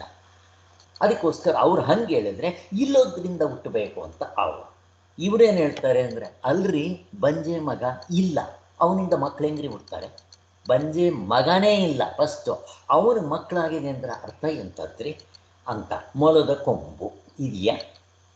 ಹಾಗೆ ಹೇಳ್ತಾರೆ. ಆದ್ದರಿಂದ ನೀವಿಬ್ಬರು ಡಿಸೈಡ್ ಮಾಡ್ಕೊಳ್ರಪ್ಪ, ಆಮೇಲೆ ನಾವು ಇಂಟರ್ಫಿಯರ್ ಆಗ್ತೀವಿ ಅಂತ ಈ ಅದ್ವೈತ ಫಿಲಾಸಫಿಯವರು ಹೇಳ್ತಾರೆ.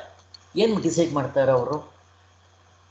ಇರೋದ್ರಿಂದಲೂ ಹುಟ್ಟೋದಿಲ್ಲ, ಇವರು ಇರೋದ್ರಿಂದಲೂ ಹುಟ್ಟುತ್ತೆ ಅಂದರೆ ಅರ್ಥ ಏನು ಅಂದರೆ ಅನಾತ್ಮದಿಂದ ಪ್ರಪಂಚ ಹುಟ್ಟುತ್ತೆ ಅಂತಾರೆ ದೊಡ್ಡರು. ಎಲ್ಲಾದರೂ ಅನಾತ್ಮದಿಂದ ಹುಲ್ಲುಗಡ್ಡಿ ಸೃಷ್ಟಿ ಆಗುತ್ತಾ? ಆಗೋದಿಲ್ಲ. ಆದ್ದರಿಂದ ಹಾಗೆ ಮತ್ತು ಇವರು ಇಲ್ಲದ್ರಿಂದ ಹುಟ್ಟುತ್ತೆ ಅಂತ ಇವರಿಬ್ಬರು ಜಗಳಾಡಿದ್ದಕ್ಕೆ ರಿಸಲ್ಟ್ ಏನು ಬಂತು ಗೊತ್ತಾ?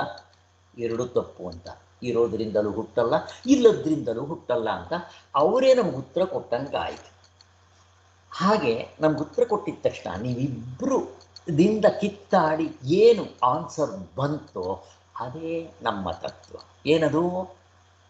ಇರೋದ್ರಿಂದನೂ ಹುಟ್ಟಲ್ಲ, ಇಲ್ಲದ್ರಿಂದನೂ ಹುಟ್ಟಲ್ಲ, ನಮ್ಮದೇ ಕರೆಕ್ಟ್ ಅಂತ ನಾವು ಹೇಳೋದು. ಅದಕ್ಕೆ ಅಜ ಅದ್ವಯ ದರ್ಶನ ಅಂತ ನಾವು ಹೇಳ್ತೀವಿ ಅಂತ ಹೇಳ್ತಾರೆ. ಇಷ್ಟೇ. ಅಲ್ಲಿಗೇನಾಯಿತು? ನಮಗೆ ಶತ್ರುಗಳು ಇಲ್ಲ ಅಂತ ಹೇಳೋದು. ನಮ್ಗೆ ಯಾರೂ ವೈರಿಗಳಿಲ್ಲ. ಹೇಗೆ ಅಂತಂದರೆ, ಒಬ್ಬ ಆನೆ ಏರ್ಕೊಂಡು ಬರ್ತಾ ಇರ್ತಾನೆ, ಆ ಕಡೆಯಿಂದ ಒಬ್ಬ ಕುಡ್ಕೊಂಡು ಬರ್ತಾ ಇರ್ತಾನೆ. ಅವನು ಹೇಳ್ತಾ ಇರ್ತಾನೆ, ಆನೆ ಬರ್ತಾ ಇದೆ, ನೀನು ಆ ಕಡೆ ಹೋಗಪ್ಪ ಅಂತ. ಅವನು ಕೇಳೋದಿಲ್ಲ. ನೀನು ಗಂಡಸಾದ್ರೆ ನನ್ನ ಮೈ ಮೇಲೆ ಬಿಟ್ಕೊಂಡು ಹೋಗೋ ಅಂತ. ಇವನು ಬಿಡ್ತಾನ ಅವನ ಮೇಲೆ? ಯಾಕೆಂದರೆ ಅವನು ಕುಡ್ದಿದ್ದಾನೆ, ಅಜ್ಞಾನದಿಂದ ಇದ್ದಾನೆ. ಅದಕ್ಕೋಸ್ಕರ ಅವನ ಮೇಲೆ ಬಿಡೋದಿಲ್ಲ ಅಲ್ವಾ, ಪಕ್ಕಕ್ಕೆ ಆನೆಯನ್ನು ತಿರುಗಿಸ್ಕೊಂಡು ಹೋಗ್ತಾನೆ. ಹಾಗೆಯೇ ಈ ದ್ವೈತಿಗಳು ಕಿತ್ತಾಡ್ತಾ ಇರ್ತಾರೆ, ನಾನೇ ಅವರು. ಆದ್ದರಿಂದ ಆನೆ ಅವನ ಮೇಲೆ ಬಿಟ್ಕೊಂಡು ಹೋದರೆ ಸತ್ತೋಗ್ಬಿಡ್ತಾನೆ ಅವನು. ಆದ್ದರಿಂದ ಇವರಿಗೆ ಯಾರು ಶತ್ರುಗಳು ಇಲ್ಲ ಅಂತ. ಮತ್ತು ಈ ದ್ವೈತ ಫಿಲಾಸಫಿ ದರ್ಶನಕಾರರು ಮಾಡಿದ ತಪ್ಪೇನು ಅಂದರೆ, ಒಂದು ಆನೆ ಇದೆಯಪ್ಪ, 5 ಜನ ಕುರುಡ್ರು, ಹುಟ್ಟು ಕುರುಡ್ರು ಬಂದಿದ್ದಾರೆ, ಆನೆಯನ್ನು ಮುಟ್ಟಿದ್ದಾರೆ. ಈಗ ಅವ್ರು ಏನು ಹೇಳ್ತಾರೆ, ಆನೆ ಹೇಗಿದೆ ಅಂತಂದರೆ ಅವ್ರು ಹೇಳೋದು, ಒಬ್ಬ ಗೋಡೆ ಇದ್ದಂಗಿದೆ ಅಂತ ಹೇಳ್ತಾನೆ, ಇನ್ನೊಬ್ಬ ಕಂಬ ಅಂತಾನೆ. ಗೋಡೆ ಅಂತಂದರೆ ಅವನು ಹೊಟ್ಟೆ ಮುಟ್ತಾನೆ, ಎಲ್ಲಿ ಮುಟ್ಟಿದ್ರು ಗೋಡೆ. ಇನ್ನೊಬ್ಬ ಕಂಬ ಇದು ಕಾಲಿಟ್ಕೊತಾನೆ, ಕಂಬ ಇದ್ದಂಗಿದೆ ಅಂತಾನೆ. ಇನ್ನೊಬ್ಬ ಬಾಲ ಇಟ್ಕೊತಾನೆ, ಹಾವಿದ್ದಂಗಿದೆ ಅಂತಾನೆ. ಇನ್ನೊಬ್ಬ ಸೊಂಡ್ಲ ಇಟ್ಕೊತಾನೆ, ಮರದ ಕೊಂಬೆ ಇದ್ದಂಗಿದೆ ಅಂತ ಹೇಳ್ತಾರೆ. ಒಬ್ಬೊಬ್ಬರು ಒಂದೊಂದು ಹೇಳ್ತಾರೆ. ಇವಾಗ ಇಷ್ಟು ಸತ್ಯನ? ಯಾವುದೂ ಸತ್ಯ ಅಲ್ಲ. ಯಾಕೆ? ಪೂರ್ತಿ ಆನೆ ನೋಡಕ್ಕೆ ಬಂದಿಲ್ಲ. ಇವರು ಹೇಳಿದ್ದಾರೆ ಅಷ್ಟಷ್ಟು ಸತ್ಯವೇ ಹೊರತು ಪೂರ್ತಿ ಆನೆ ಅಂತ ಯಾರ್ದೂ ಆಗೋದಿಲ್ಲ. ಯಾಕೆ? ಕುರುಡ್ರಿಗೂ ಕಣ್ಣೇ ಕಾಣಿಸೋಲ್ಲ.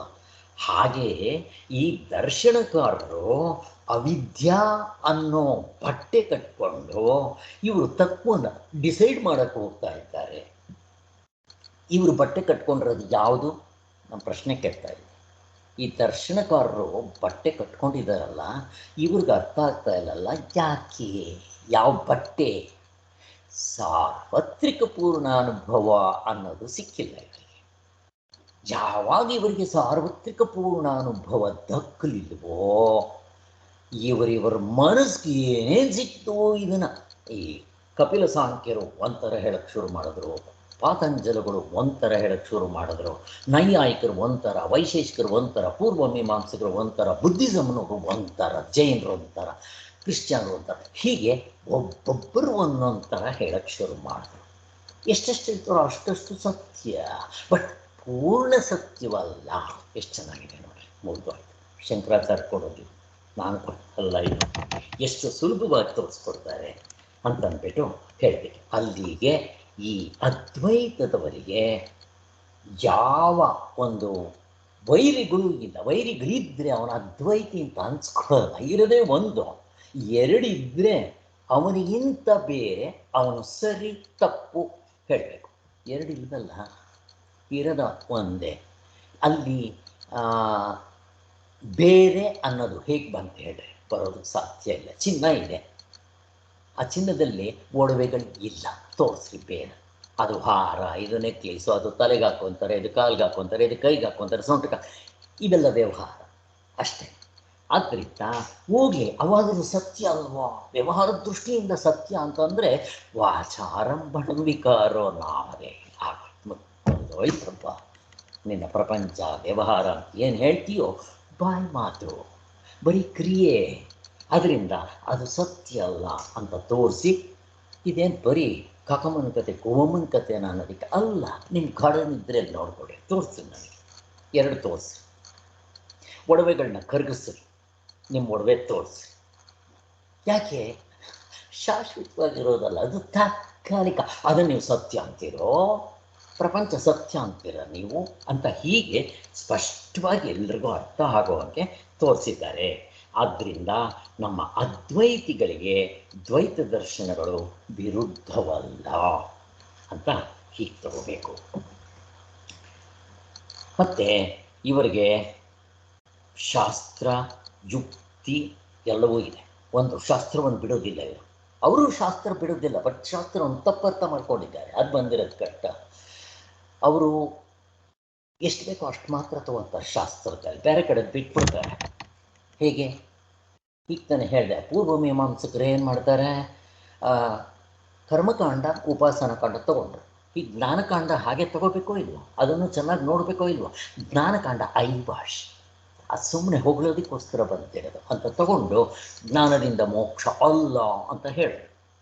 ವೇದಗಳನ್ನ ಒಪ್ಪಿದ್ದಾರೆ, ಎಷ್ಟು ಬೇಕೋ ಅಷ್ಟು ತೊಗೊಂಡ್ರು, ಮಿಕ್ಕಿರೋದು ನೋಡೋದು ಬರಲಿಲ್ಲ, ತಪ್ಪಿದ್ರು ಹೆಜ್ಜೆ. ಯಾವಾಗ ಹೆಜ್ಜೆ ತಪ್ಪಿದ್ರು, ಸೃಷ್ಟಿ ತಪ್ಪು, ಸಾಧನೆ ತಪ್ಪು, ಗುರಿ ತಪ್ಪು, ಮುಗಿದೋಯ್ತು.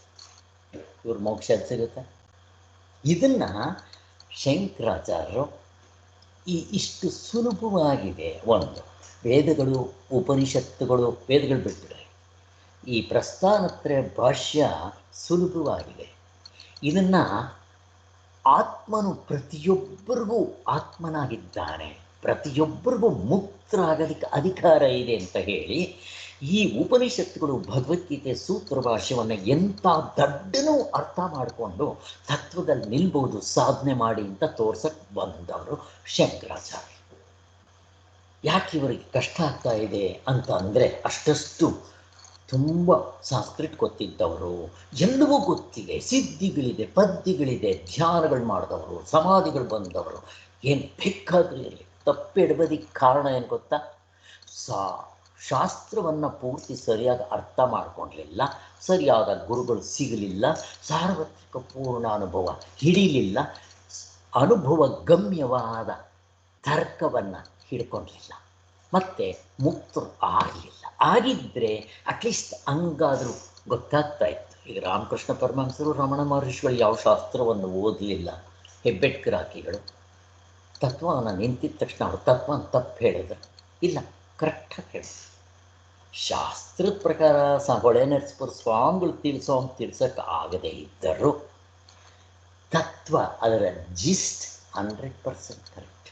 ಹೇಗಿದೆ ಈಗ ಅವ್ರು ಹಾಗೆ ಹೇಳ್ತಾ ಇದ್ದಾರೆ? ಹೇಳ್ತಾ ಇಲ್ಲ. ಅದು ಬಂದಿರೋದು ಕಷ್ಟ. ಸೊ ಇಷ್ಟು. ಆಮೇಲೆ ಮುಕ್ತನಾದವನಿದ್ದಾನೆ, ಅವನ ಅನುಭವ ನೋಡ್ಕೊಳ್ರಿ. ಅಲ್ಲಿಗೆ ಶಾಸ್ತ್ರ ಮತ್ತು ಸಾರ್ವತ್ರಿಕ ಪೂರ್ಣಾನುಭವ, ತರ್ಕ, ಅವನು ನಿಂತಂಥ ಅನುಭವ ಇಷ್ಟು ಹೊಂದುತ್ತೆ. ಈಗ ನಮಗೆ ಪ್ರಶ್ನೆ ಇದೆ, ನೀವು ಸಾಧನೆ ಮಾಡಿರಿ, ತತ್ವದಲ್ಲಿ ನಿಲ್ಲರಿ, ನಿಮ್ಮದೂ ಹೊಂದುತ್ತೆ. ಅದಕ್ಕೆ ಸ್ಥಿತಪ್ರಜ್ಞನ ಲಕ್ಷಣಗಳು, ಗುಣಾತೀತನ ಲಕ್ಷಣಗಳು, ಭಕ್ತನ ಲಕ್ಷಣಗಳು, ಯುಕ್ತ ಮುಕ್ತ ಬ್ರಾಹ್ಮಣ ಹಿಂಗೆಲ್ಲ ಹೇಳಿರೋದು. ಇಷ್ಟು ನಮಗೆ ಅದು ಸಾಕು. ಆದ್ದರಿಂದ ದ್ವೈತವು ಅದ್ವೈತದಲ್ಲಿ ಹುಟ್ಟಿಗಿಟ್ಟಿರುವ ವಿಕಲ್ಪ ಮಾತ್ರ.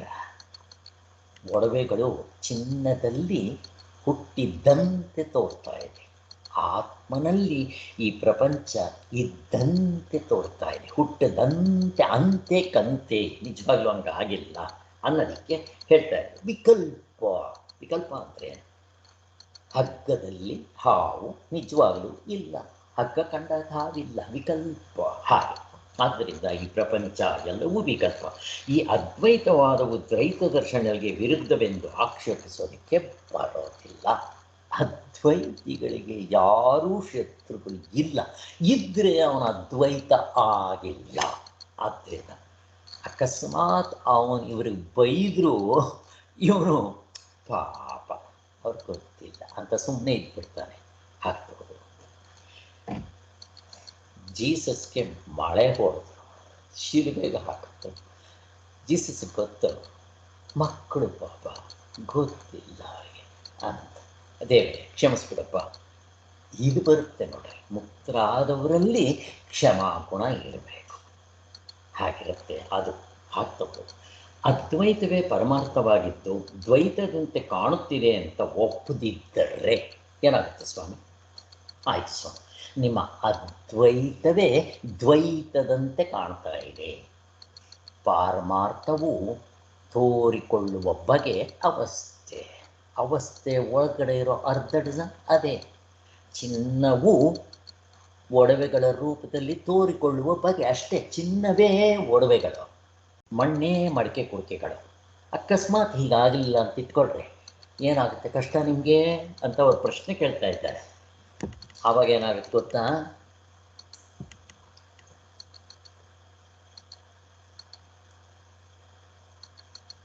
ಅಮೃತವಾದ ಬ್ರಹ್ಮವು ಮರ್ತ್ಯವಾದ ಜೀವರಾಗಿ ಮಾರ್ಪಡುವುದೇ ಅಂತ ಹೇಳಬೇಕು. ಅವಾಗ ಹೇಳಿ. ಈಗ ಹಿಂಗೆ ತಗೊಂಡ್ರಿ, ಪ್ರಪಂಚ ನಿಜವಾಗ್ಲೂ ಆತ್ಮನಿಂದ ಹುಟ್ಟಿದೆ ಅಂತ ಇಟ್ಕೊಳ್ರಿ. ಬೈ ಚಾನ್ಸ್ ಹುಟ್ಟಿತು ಅಂತ ಇಟ್ಕೊಂಬೇಡ.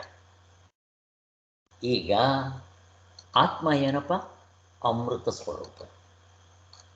ಈಗ ಅವನಿಗೆ ಶರೀರ ಇಲ್ಲ, ಪ್ರಪಂಚದ ಇದಕ್ಕೋಸ್ಕರ ಅವನು ಹುಟ್ಟಿದ ಅಂತ ಇಟ್ಕೊಳ್ರಿ. ಈಗ ಅಮೃತವೂ ವಿಷವಾಯಿತು, ಅವನು ಸಾಯ್ಬೇಕು. ಹುಟ್ಟಿದ ಮೇಲೆ ಸಾಯ್ತಾನೆ, ಅಲ್ಲಿಗೆ ನಿಮ್ಮ ಆತ್ಮ ಸಾಯ್ತಾನೆ ಅಂತ ಆಯಿತು. ಒಪ್ಕೊಂತೀರಾ? ಅಥವಾ ನೀವು ಸಾಯೋರು. ಮೋಕ್ಷ ಆದರೆ ಮುಕ್ತರಾಗಬೇಕು, ಸಾಯದೇ ಇರೋರಾಗಬೇಕು. ಮೃತ್ಯುವು ಅಮೃತವಾಗುತ್ತೆ ಅಂತ ಹೇಳಬೇಕು. ಒಪ್ಕೊಂತೀರಪ್ಪ? ನೀವೇನಾದರೂ ಸೃಷ್ಟಿ ಆಯಿತು ಅಂತ ಇಟ್ಕೊಂಡ್ಬಿಟ್ರೆ ಈ ಪ್ರಾಬ್ಲಮ್ ಬರುತ್ತೆ. ಏನು ಮಾಡ್ತೀರಿ ಹೇಳ್ರಿ? ಯೋಚನೆ ಮಾಡಿರಿ. ಇವಾಗಲೇ ಹೆಂಗಿದೆ ನೋಡ್ರಿ. ಬೆಂಕಿ ತನ್ನ ಸ್ವಾಭಾವಿಕವಾದ ಗುಣವನ್ನು ಬಿಡೋದಿಲ್ಲ. ಬೆಂಕಿ ಯಾವತ್ತಾದರೂ ತಣ್ಣಗಾಗಿರೋದು ನೋಡಿದ್ದೀರ? ಅದರ ಶಾಖ, ಅದರ ಬೆಳಕು, ಅದರ ಕೆಂಪು ಸತ್ಯಯುಗದಲ್ಲಾಗಲಿ, ತ್ರೇತಾಯುಗದಲ್ಲಾಗಲಿ, ದ್ವಾಪರ ಯುಗದಲ್ಲಾಗಲಿ, ಈಗ ಕಲಿಯುಗದಲ್ಲಾಗಲಿ ಹಾಗೇ ಇದೆ. ಯಾಕೆ? ಅದರ ಗುಣ. ಮತ್ತು ಗುಣ ಅಂತಂದರೆ ಮತ್ತೆ ತಿರ್ಗಾ ಗುಣ ಇದಲ್ಲ ಅಂತ ತಗೋಬಾರ್ದು, ನಿಮ್ಗೆ ಅರ್ಥ ಆಗೋದಕ್ಕೋಸ್ಕರ ಹೇಳ್ತಾರೆ. ಅದು ಯಾವತ್ತಾದರೂ ಬಿಟ್ಟಿದೆಯಾ? ಹಾಗೆ ಆತ್ಮನ ಗುಣ ಅಂದರೆ ಇರುವು, ಅರಿವು, ಆನಂದ ಅಥವಾ ಅಮೃತ ಸ್ವರೂಪ. ಅವನು ಹುಟ್ಟೋದಿಲ್ಲ, ಬೆಳೆಯೋದಿಲ್ಲ, ಕೊರಗೋದಿಲ್ಲ, 6 ಬದಲಾವಣೆಗಳು ಆಗೋದಿಲ್ಲ. ಈಗ ಅವನೇನಾದರೂ ನಿಜವಾಗ್ಲೂ ನೀವು ಹೇಳ್ದಂಗೆ ಹುಟ್ಟಿದ್ದಾನೆ ಅಂತ ಆಗಿಬಿಟ್ರೆ ಮರ್ತೇನಾಗಬೇಕು. ಒಪ್ಕೊತೀರಾ? ಬೆಂಕಿ ತಣ್ಣಗಾಗುತ್ತೆ ಅಂತ ಒಪ್ಕೋಬೇಕು. ಒಪ್ಕೊತೀರಾ? ಒಪ್ಕೊಂಡ್ರೆ ಅದು ಬೆಂಕಿ ಅಲ್ಲ. ತಣ್ಣಗಾಗುತ್ತೆ ಅಂದರೆ ಅದು ಬೆಂಕಿ ಅಂತ ಯಾರಾದರೂ ಕರೀತಾರ? ಕರೆಯಲ್ಲ. ಆಮೇಲೆ ನೀವು ಜೀವನ ಆಗಿದ್ದೀರ, ಹುಟ್ಟೋದು ಸಾಯೋನು, ನೀನು ಅಮೃತವಾಗ್ತೀಯ ಅಂತ ಹೇಳಿದಾಗ ವಿಷವೂ ಅಮೃತ ಆಗುತ್ತೆ ಅಂತ ಹೇಳಬೇಕು. ಹೇಳ್ರಿ ನೋಡೋಣ. ಏನೋ ಆಗೋದಿಲ್ಲ. ಮತ್ತು ಹೇಗೆ? ಹುಟ್ಟಿಲ್ಲ, ಹುಟ್ಟಿದ್ದಂತೆ. ಹಾವು ಇಲ್ಲ, ಹಾವು ಇದೆ ಅಂತ ನೀನು ಮಾಡ್ಕೊಂಡಿದ್ದೀಯ ಅಷ್ಟೇ. ಹಾಗೆ ಪ್ರಪಂಚ ಇಲ್ಲಿ ನಮಗೆ ಸ್ವಲ್ಪ ಕನ್ಫ್ಯೂಷನ್ ಆಗುತ್ತೆ. ಅದಕ್ಕೆ ಹಾವು ಅಗ್ಗೋದಕ್ಕಿಂತ ನಾನು ಚಿನ್ನ ಒಡವೆಗೆ ಹೋಗ್ಬಿಡ್ತೇನೆ. ಅಲ್ಲಿ ಒಡವೆಗಳು ತೋರ್ತಾ ಇದೆ, ಮತ್ತು ಇವನು ಮುಕ್ತನಾದ ಮೇಲೆ ಇವನ ಶರೀರ ಕಾಣುತ್ತೆ, ಪ್ರಪಂಚ ಕಾಣುತ್ತೆ. ಕಾಣ್ತಾ ಇದೆಯಲ್ಲ ಸ್ವಾಮಿ ಅಂತಂದರೆ ಅದು ವಾಚಾರಂಭಣ ವಿಕಾರೋ ನಾಮದೇ. ಬಾ, ಎಷ್ಟು ಚೆನ್ನಾಗಿದೆ ನೋಡಿ. ಇದಕ್ಕಿಂತ ಕ್ಲಿಯರ್ ಕಟ್ಟೆ ಅಂತ ನಿತ್ಯಕ್ಕೆ ಹೋಗ್ಲಿ, ಪ್ರಪಂಚ ಎಚ್ಚರಕ್ಕೆ ಬರಲಿ, ತೋರ್. ಮತ್ತು ಇದನ್ನು ಏನಂತಂದರೆ ಕನಸ್ಕೋಗ್ಬೇಕು. ಹೋಗಿ ಕನಸ್ಕೊಂಡು ತೋರಿಸ್ಲಿ ಇಲ್ಲ, ಹೋಗ್ಲಿ. ಎಚ್ಚರದಲ್ಲೇ ಮನೆ ಒಳಗಡೆ ಇದ್ದರೆ ನೀವು ಅದ್ವೈತ, ಹೊರಗಡೆ ಬಂದ್ರಿ ನಿಮ್ಮ ನೆರಳು ಬರುತ್ತೆ. ನೀವೇ ಹೇಳ್ರಿ, ಸ್ವಾಮಿ ಈಗ ಇನ್ನೊಂದು ಹುಟ್ಟಿದ್ದು ಗುಗ್ರಿ ಕಾಳು ಹಂಚೋಣ, ಕೇಕ್ ಕಟ್ ಮಾಡೋಣ, ಮಾಡಿರಿ ನಿಮ್ಮ ನೆರಳಿಗೆ. ಏನಂತೀವಿ? ಆಯ್ತು, ಹುಟ್ಟಿಲ್ಲ ಕಣೋ, ಹುಟ್ಟಿದ್ದಂತೆ ತೋರ್ತಾ ಇದೆ ಅಷ್ಟೇ, ಮುಗಿದು ಹೋಯ್ತು. ಈಗ ಅದಕ್ಕೂ ಇದಕ್ಕೂ ಏನು ತಾಳಿಲ್ಲ. ಅದಕ್ಕೋಸ್ಕರ ಅಂತೆ ಕಂತೆ ಹುಟ್ಟಿದ್ದಂತೆ ಅಂತ ತಗೊಂಡ್ರೆ ಹೊಂದುತ್ತೆ ಅಂತ ಎಷ್ಟು ಚೆನ್ನಾಗಿ ತೋರಿಸ್ತಾ ಇದ್ದಾರೆ ನೋಡ್ರಿ. ಆದ್ದರಿಂದ ಈ ವ್ಯವಹಾರದಲ್ಲೇ ಕೆಲವು ಬದಲಾವಣೆ ಆಗೋದಿಲ್ಲ ಅಂತ ಹೇಳ್ತಾ ಇದ್ದಾರೆ. ಅಷ್ಟಕ್ಕೆ ಸಾಕಲ್ಲಿ ಮುಂದಕ್ಕೆ ಹೋಗೋಣ. ಆದ್ದರಿಂದ ಆದರೆ ವಸ್ತು ಸ್ವಭಾವವು ಎಂದಿರಿಗೂ ಮಾರ್ಪಡಲಾರದು. ಬೆಂಕಿ ಸುಡೋದಿದ್ದರೆ ಸುಡುತ್ತೆ, ನೀರು ಮೇಲ್ಗಡೆಯಿಂದ ಕೆಳಕ್ಕೆ ಹರಿಬೇಕು, ಕೆಳಗಿಂದ ಮೇಲಕ್ಕೆ ಹರಿಯೋದಿಲ್ಲ. ಪಕ್ಷಿಗಳು ಆಕಾಶದಲ್ಲಿ ಹಾರುತ್ತೆ, ಮನುಷ್ಯ ಹಾರಕ್ಕಾಗಲ್ಲ, ಅದು ಸ್ವಭಾವ. ಆದ್ದರಿಂದ ಮತ್ತೆ ಐಸು ತಣ್ಣಗಿರುತ್ತೆ, ಬಿಸಿ ಆಗೋದಿಲ್ಲ. ಹೀಗೆ ಅದರ ಸ್ವಭಾವ ಬಿಡಕ್ಕೆ ಬರಲ್ಲ. ಆತ್ಮನು ನಿತ್ಯ ಶುದ್ಧ ಬುದ್ಧ ಮುಕ್ತ ಸ್ವರೂಪನು. ಮತ್ತು ಅವನು ಇಲ್ಲಿ ಹುಟ್ಟುತ್ತಾನೆ ಅಂದರೆ ಹುಟ್ಟಬೇಕು, ಬದಲಾವಣೆ ಆಗಬೇಕು, ಮತ್ತು ಅವನು ನಿರ್ವಿಕಾರ ಸ್ವರೂಪ. ಅವನಲ್ಲಿ ಕ್ರಿಯೆ ಇಲ್ಲ, ಏನಿಲ್ಲ, ಇಲ್ಲೆಲ್ಲ ಆಪೋಸಿಟ್ ಇರುತ್ತೆ ನೋಡ್ರಿ. ಅದಕ್ಕೆ ಹೊಂದೋದಿಲ್ಲ. ಆದ್ದರಿಂದ ಈ ದೋಷಗಳನ್ನು ಪರಿಹರಿಸಿಕೊಳ್ಳುವುದಕ್ಕಾಗಿ ಅಜಾತಿ ಅಜಾತಿ ಅಂದರೆ ಆತ್ಮನೂ ಯಾವುದರಿಂದಲೂ ಹುಟ್ಟಿಲ್ಲ, ಆತ್ಮನಿಂದಲೂ ಯಾವುದು ಹುಟ್ಟಿಲ್ಲ ಅಂತ ಮಾಡೋದೇ ಕರೆಕ್ಟ್ ಆಗಿದೆ. ಮತ್ತು ಹೇಗೆ ತಗೋಬೇಕಿದು? ಮಾಯಾ ಸೃಷ್ಟಿ ಮುಗಿದೋಯ್ತು. ಎಷ್ಟು ಚೆನ್ನಾಗಿದೆ ನೋಡಿ. ನಿಮಗೆ ತೋರ್ಬೇಕಾದ್ರೆ ಸತ್ಯವಾಗಿರೋ ವಸ್ತುವಿಂದಲೇ ಹೀಗೆ ತೋರಬೇಕು, ಬೇರೆ ದಾರಿ ಇಲ್ಲ. ಇವರು ಹೇಳ್ದಂಗೆ ಅನಾತ್ಮದಿಂದ ತೋರ್ಸಕುತ್ತೆ ಅಂದರೆ ಆಗೋದಿಲ್ಲ. ಫಸ್ಟ್ ಆಫ್ ಆಲ್ ಅನಾತ್ಮಕ್ಕೆ ಎಕ್ಸಿಸ್ಟೆನ್ಸ್ ಇಲ್ಲ, ಅದೇ ತೋರಿಸುತ್ತೆ, ತೋರ್ಸಕ್ಕೆ ಬರೋಲ್ಲ. ಸತ್ಯದಿಂದ ಸತ್ಯದ ಮೇಲೆ ಅಸತ್ಯನ ಬಿಲ್ಡ್ ಮಾಡ್ಬೋದು ನೀವು. ಚಿನ್ನ ಸತ್ಯವಾಗಿದೆ, ಅದರ ಮೇಲೆ ನೀವು ಆಭರಣಗಳನ್ನ ಸೃಷ್ಟಿ ಮಾಡ್ಕೋಬೋದು, ಏನು ಬೇಕಾದರೂ ಆಕಾರ, ಅಷ್ಟೇ ಆಕಾರ ಮಾಡ್ಬೋದು. ಅದೇ ರೀತಿ ಆತ್ಮನು ಸತ್ಯವಾಗಿರ್ತಾನೆ, ಅದರ ಮೇಲೆ ಇದು ತೋರ್ಕೊಳ್ಳುತ್ತಷ್ಟೇ ಅಂತ. ಅದಕ್ಕೇನಂತಾರೆ? ಅದಕ್ಕೋಸ್ಕರ ಯಾವುದು ಆತ್ಮನೂ ಯಾವುದರಿಂದ ಹುಟ್ಟೋದಿಲ್ಲ, ಆತ್ಮನಿಂದ ಯಾವುದು ಹುಟ್ಟೋದಿಲ್ಲ. ಈಗ ನೋಡ್ರಿ, ಹುಟ್ಟುತು ಅಂತ ಇಟ್ಕೊಳ್ರಿ, ನಾನು ಆಮೇಲೆ ಟೈಮ್ ಇದ್ದರೆ ಅಲ್ಲಿಗೆ ಬರ್ತೀನಿ, ಮತ್ತು ಅಲ್ಲಿ ಬರುತ್ತೆ ಅದ್ರ ಬಗ್ಗೆ ನೋಡೋಣ. ಆದ್ದರಿಂದ ಒಟ್ಟಿನಲ್ಲಿ ಮಾಯಾ ಸತ್ಕಾರ್ಯವಾದ. ಈಗ ಮೆಜಿಷಿಯನ್ ಎಲ್ಲವನ್ನು ಸೃಷ್ಟಿ ಮಾಡ್ತಾರೆ, ಯಾವ್ಯಾವುದೂ ಇರೋದಿಲ್ಲ, ಕಣ್ಣು ಕಟ್ತಾರ. ಹಾಗೆ ನಮ್ಮ ಅವಿದ್ಯೆ ಅನ್ನೋ ಕಣ್ಣು ಕಟ್ಕೊಂಡ್ರೆ ಈ ಪ್ರಪಂಚ ಸತ್ಯ ಅನಿಸುತ್ತೆ. ಅದನ್ನು ಬಿಚ್ಚಿಬಿಡ್ರಿ, ಏನೂ ಕಾಣೋದಿಲ್ಲ, ಅಂದರೆ ಇದ್ದದ್ದಿನ ಇದ್ದಂಗೆ ಕಾಣುತ್ತೆ ಅಂತ ಈ ಮಾಯಾ ಸೃಷ್ಟಿಯನ್ನು ಹೇಳುತ್ತೇವೆ ಎಂದು ಹೇಳಬಹುದಾಗಿದೆ. ಅಷ್ಟರಿಂದಲೇ ಸೃಷ್ಟಿ ವಾಕ್ಯಗಳಿಗೂ ಆತ್ಮೈಕತ್ವಜ್ಞಾನಕ್ಕೆ ಉಪಾಯ.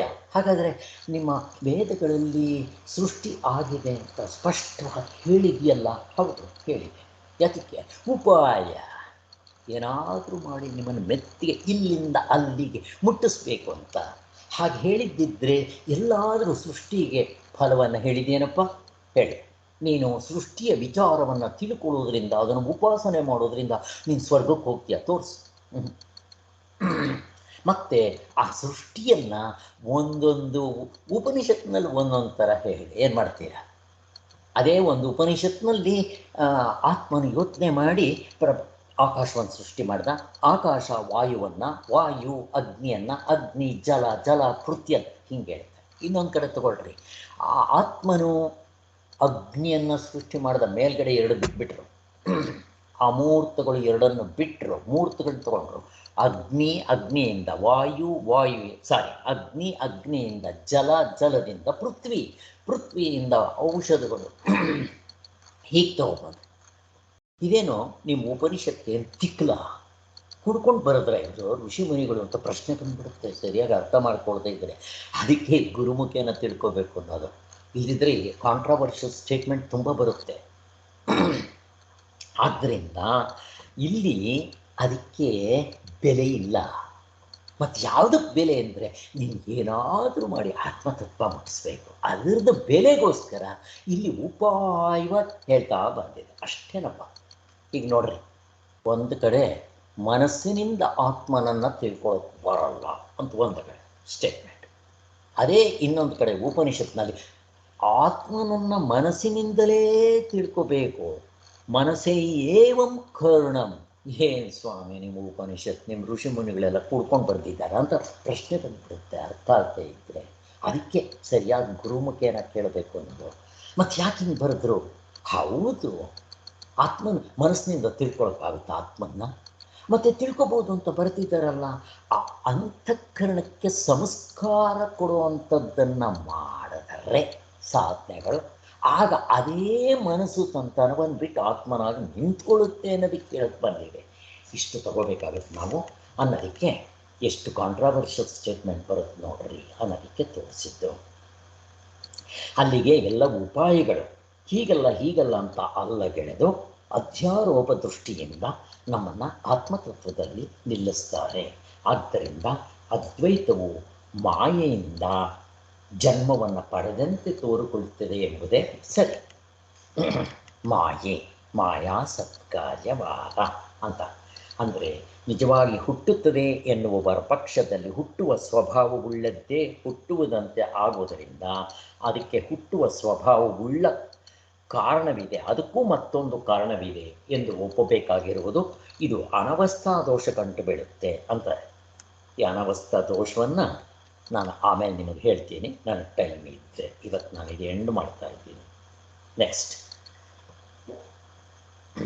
ಅಸತ್ಕಾರ್ಯವು ಸರಿ ಅಂತಾಗಲಿ.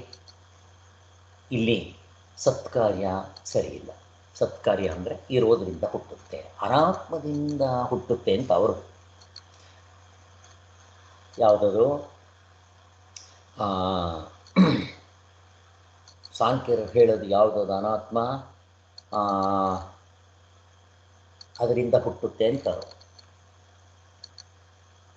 ಏನೋ ಪಾಕ ಬರ್ತಾ ಇಲ್ಲ, ಅದು ಅಲ್ಲಿಂದ ಹುಟ್ಟುತ್ತೆ ಅಂತ, ಇರೋದರಿಂದ ಹುಟ್ಟುತ್ತೆ, ಅನಾತ್ಮದರಿಂದ ಹುಟ್ಟುತ್ತೆ ಅಂತ ಹೇಳ್ತಾರೆ ಅವರು. ಅದು ಆಗೋದಿಲ್ಲ. ಇವರು ಇಲ್ಲದ್ರಿಂದ ಹುಟ್ಟುತ್ತೆ ಅಂತ ಯಾವುದೂ ಆಗೋದಿಲ್ಲ. ಅಸತ್ಕಾರ್ಯವು ಸರಿಯಂತಾಗಲಿ ಎಂದು ವಾದಿಸುವುದು ಸರಿಯಾಗಲ್ಲ. ಏಕೆಂದರೆ ಅಸತ್ ಪದಾರ್ಥಕ್ಕೆ ನಿಜವಾಗಿ ಈಗ ಇಲ್ಲದ್ರಿಂದ ಹುಟ್ಟುತ್ತೆ ಅಂತಂದರೆ ಅಲ್ಲಿ ಎರಡೂ ಹೊಂದೋದಿಲ್ಲ. ಅದಕ್ಕೆ ಅಂದರೆ ಈಗ ವಸ್ತುನೇ ಇಲ್ಲಪ್ಪ, ಅದು ನಿಜವಾಗ್ಲೂ ಹುಟ್ಟೋದಿಲ್ಲ, ಮತ್ತು ಮಾಯಾ ಸತ್ಕಾರ್ಯವಾದ ಕೂಡ ಅಲ್ಲಿಗೆ ಹೇಳಕ್ಕೆ ಬರೋಲ್ಲ. ಅಟ್ಲೀಸ್ಟ್ ಈ ಸಾಂಖ್ಯರದಕ್ಕೆ ಅವ್ರ ಸತ್ಕಾರ್ಯವಾದ ಅಂತ, ಅವರು ಅನಾತ್ಮ, ಅವ್ರ ಅನಾತ್ಮ ಅಂತ ಹೇಳಲ್ಲ, ಇರೋದ್ರಿಂದ ಹುಟ್ಟುತ್ತೆ ಅಂತಾರೆ ಅಷ್ಟೇ. ನಾವು ಇರೋದ್ರಿಂದನೇ ಹುಟ್ಟುತ್ತೆ ಅಂತೀವಿ. ನಮಗೂ ಅವ್ರಿಗೂ ವ್ಯತ್ಯಾಸ ಏನು ಹೇಳ್ರಿ? ಯಾರಾದರೂ ಒಬ್ರು ಹೇಳಿ ಬೇಗ. ಈಗ ಅವರು ಸಾಂಖ್ಯರು ಇರೋದರಿಂದ ಹುಟ್ಟುತ್ತೆ ಅಂತಾರೆ, ವೇದಾಂತಿಗಳು ಕೂಡ ಇರೋದರಿಂದ ಹುಟ್ಟುತ್ತೆ ಅಂತ ಹೇಳ್ತೀವಿ. ಎರಡಕ್ಕೂ ವ್ಯತ್ಯಾಸ ಏನಾಯಿತು? ಅವ್ರದ್ದು ಸತ್ಕಾರ್ಯವಾದ, ನಮ್ಮದು ಸತ್ಕಾರ್ಯವಾದ. ವ್ಯತ್ಯಾಸ ಹೇಳಿ ಪ್ರತಿಭಾ ಅವರೇ. ನಮ್ದು ಮಾಯಾ ಸತ್ಕಾರ್ಯವಾದ, ಹುಟ್ಟಿದಂತೆ. ಹೌದು. ಈಗ ಅವರು ನಾನು ಅದನ್ನು ಕೇಳಲಿಲ್ಲ, ಮಾಯಾ ಆಮೇಲೆ ಸೇರಿಸೋಣ. ಅವ್ರದ್ದು ಸತ್ಕಾರ್ಯವಾದ, ನಮ್ಮದು ಸತ್ಕಾರ್ಯವಾದ, ಅದು ಪ್ರಶ್ನೆ ಕೇಳ್ತಾ ಇದ್ದೀನಿ. ಅವ್ರದ್ದು ಇರೋದರಿಂದಲೇ ಹುಟ್ಟೋದು, ನಮ್ಮದು ಇರೋದರಿಂದಲೇ ಹುಟ್ಟೋದು, ಬಟ್ ಇವು ಎರಡಕ್ಕೂ ವ್ಯತ್ಯಾಸ ಏನು ಅಂತ ನನ್ನ ಪ್ರಶ್ನೆ. ಯಾರಾದರೂ? ಬ್ರಹ್ಮ ಸತ್ಯ ಜಗನ್ಮಿಥ್ಯ ಸರ್ ನಮ್ದು. ಅದಲ್ಲ, ಈಗ ನನ್ನ ಪ್ರಶ್ನೆ, ಸಾಂಖ್ಯರು, ಕಪಿಲ ಸಾಂಖ್ಯರು, ಪಾತಂಜಲಿಗಳು ಇರೋದರಿಂದ ಹುಟ್ಟುತ್ತೆ ಅಂತಾರೆ, ವೇದಾಂತಿಗಳು ಇರೋದರಿಂದಲೇ ಹುಟ್ಟೋದು ಅಂತ ಹೇಳೋದು. ಈ ಇರೋದು ಅನ್ನೋದು ಅವ್ರದ್ದು ಯಾವುದು, ನಮ್ದು ಯಾವುದು ಅಂತ ಪ್ರಶ್ನೆ ಅಷ್ಟೇ. ಅವ್ರದ್ದು ಜೀವ, ನಮ್ದು ಆತ್ಮಸ್ವರೂಪ. ಅವ್ರದ್ದು ಜೀವನೂ ಹೇಳೋಂಗಿಲ್ಲ, ಅನಾತ್ಮ. ಅವರು ಅದಕ್ಕೆ ಪ್ರಕೃತಿಯಿಂದ ಸೃಷ್ಟಿ ಆಯಿತು ಅಂತಾರೆ. ಪ್ರಕೃತಿ ಹಿಂದೆಗಡೆ ಹೋದರೆ ಅದಕ್ಕೆ ಪ್ರಧಾನ ಅಂತ ಕರೀತಾರೆ. ಪ್ರಧಾನ ಏನು? ಅನಾತ್ಮ. ಅನಾತ್ಮದಿಂದ ಎಲ್ಲಾದರೂ ಹುಟ್ಟುತ್ತ ಸ್ವಾಮಿ? ಹೇಳಿ, ಹುಟ್ಟೋದಿಲ್ಲ. ಮೊಲದ ಕೊಂಬಿನಿಂದ ಅವ್ರದ್ದು ಸ್ವಲ್ಪ ಹೆಚ್ಚು ಕಡಿಮೆ ಸೇಮ್ ವಾದನೆ ಬರುತ್ತೆ, ಇಲ್ಲದ್ರಿಂದ ಹುಟ್ಟುತ್ತೆ ಅಂತ ಆಗ್ಬಿಡುತ್ತೆ. ಅವ್ರದ್ದನು ಯಾವುದೂ ಹೊಂದೋದಿಲ್ಲ. ಮತ್ತು ಇವ್ರದ್ದು ಕೂಡ ಇರೋದ್ರಿಂದಲೇ ಹುಟ್ಟೋದು ಅಂತ ಆಗುತ್ತೆ. ಸೂಕ್ಷ್ಮವಾಗಿ ನೋಡಿಕೊಂಡ್ರೆ ಇವಾಗ ಸದ್ಯಕ್ಕೆ ಅದು ಬೇಡ. ಆದ್ದರಿಂದ ಅವ್ರು ಹೇಳೋದು ಅನಾತ್ಮದಿಂದ ಹುಟ್ಟುತ್ತೆ ಅಂತ, ನಾವು ಹೇಳೋದು ಆತ್ಮನಿಂದ ಹುಟ್ಟುತ್ತೆ ಅಂತ. ಮೊದಲು ಹುಟ್ಟುತ್ತೆ ಅಂತ ತೊಗೊಂಡ್ಬಿಡ್ರಿ, ಆಮೇಲೆ ನಮ್ಮದು ಮಾಯಾ ಸತ್ಕಾರ್ಯವಾದ, ನಿಜವಾಗಿ ಹುಟ್ಟಲ್ಲ. ನೀವು ಅವರು ಸತ್ಯವಾಗಿ ಹುಟ್ಟುತ್ತೆ ಅಂತ ಇಟ್ಕೊಂಡ್ಬಿಡ್ತಾರೋ, ಅಷ್ಟೇ ವ್ಯತ್ಯಾಸ. ಅವ್ರದ್ದಕ್ಕೂ ನಮ್ಮದಕ್ಕೂ ಸತ್ಯ ಅಂತಂದರೆ ಅವ್ರದ್ದು ಅನಾತ್ಮದ ಸತ್ಯ, ನಮ್ಮದು ಸತ್ಯದ ಸತ್ಯ, ಇಷ್ಟೇ.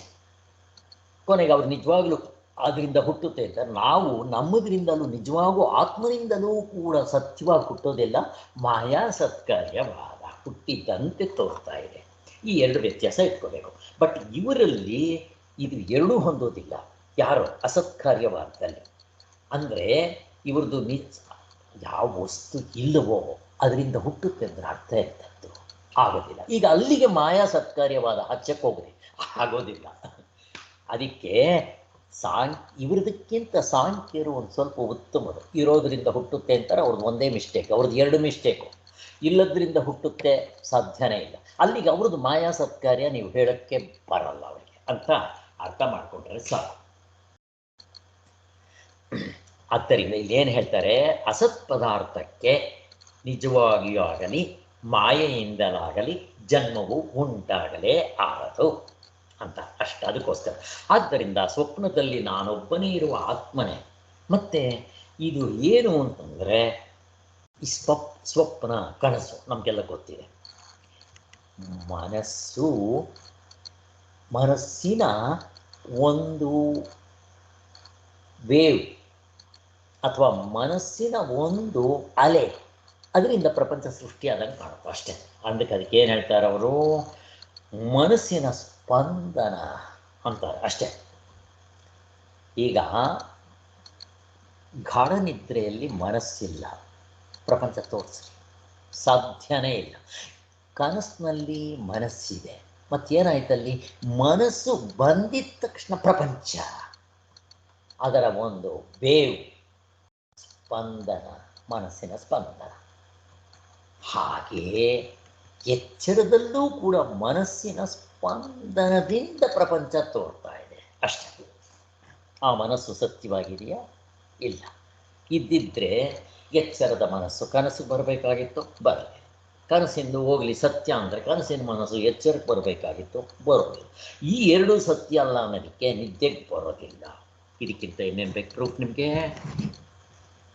ಆದ್ದರಿಂದ ಸ್ವಪ್ನದಲ್ಲಿ ನಾನೊಬ್ಬನೇ ಇರುವ ಆತ್ಮನೇ. ಹೇಗೆ ನಿದ್ದೆಯಲ್ಲಿ ಒಬ್ಬನೇ ಇರ್ತೀವೋ ಅಲ್ಲಿ ಮನಸ್ಸಿಲ್ಲದೆ ಇರೋದರಿಂದ ನನಗಲ್ಲಿ ಪ್ರಪಂಚ ತೋರೋದಿಲ್ಲ.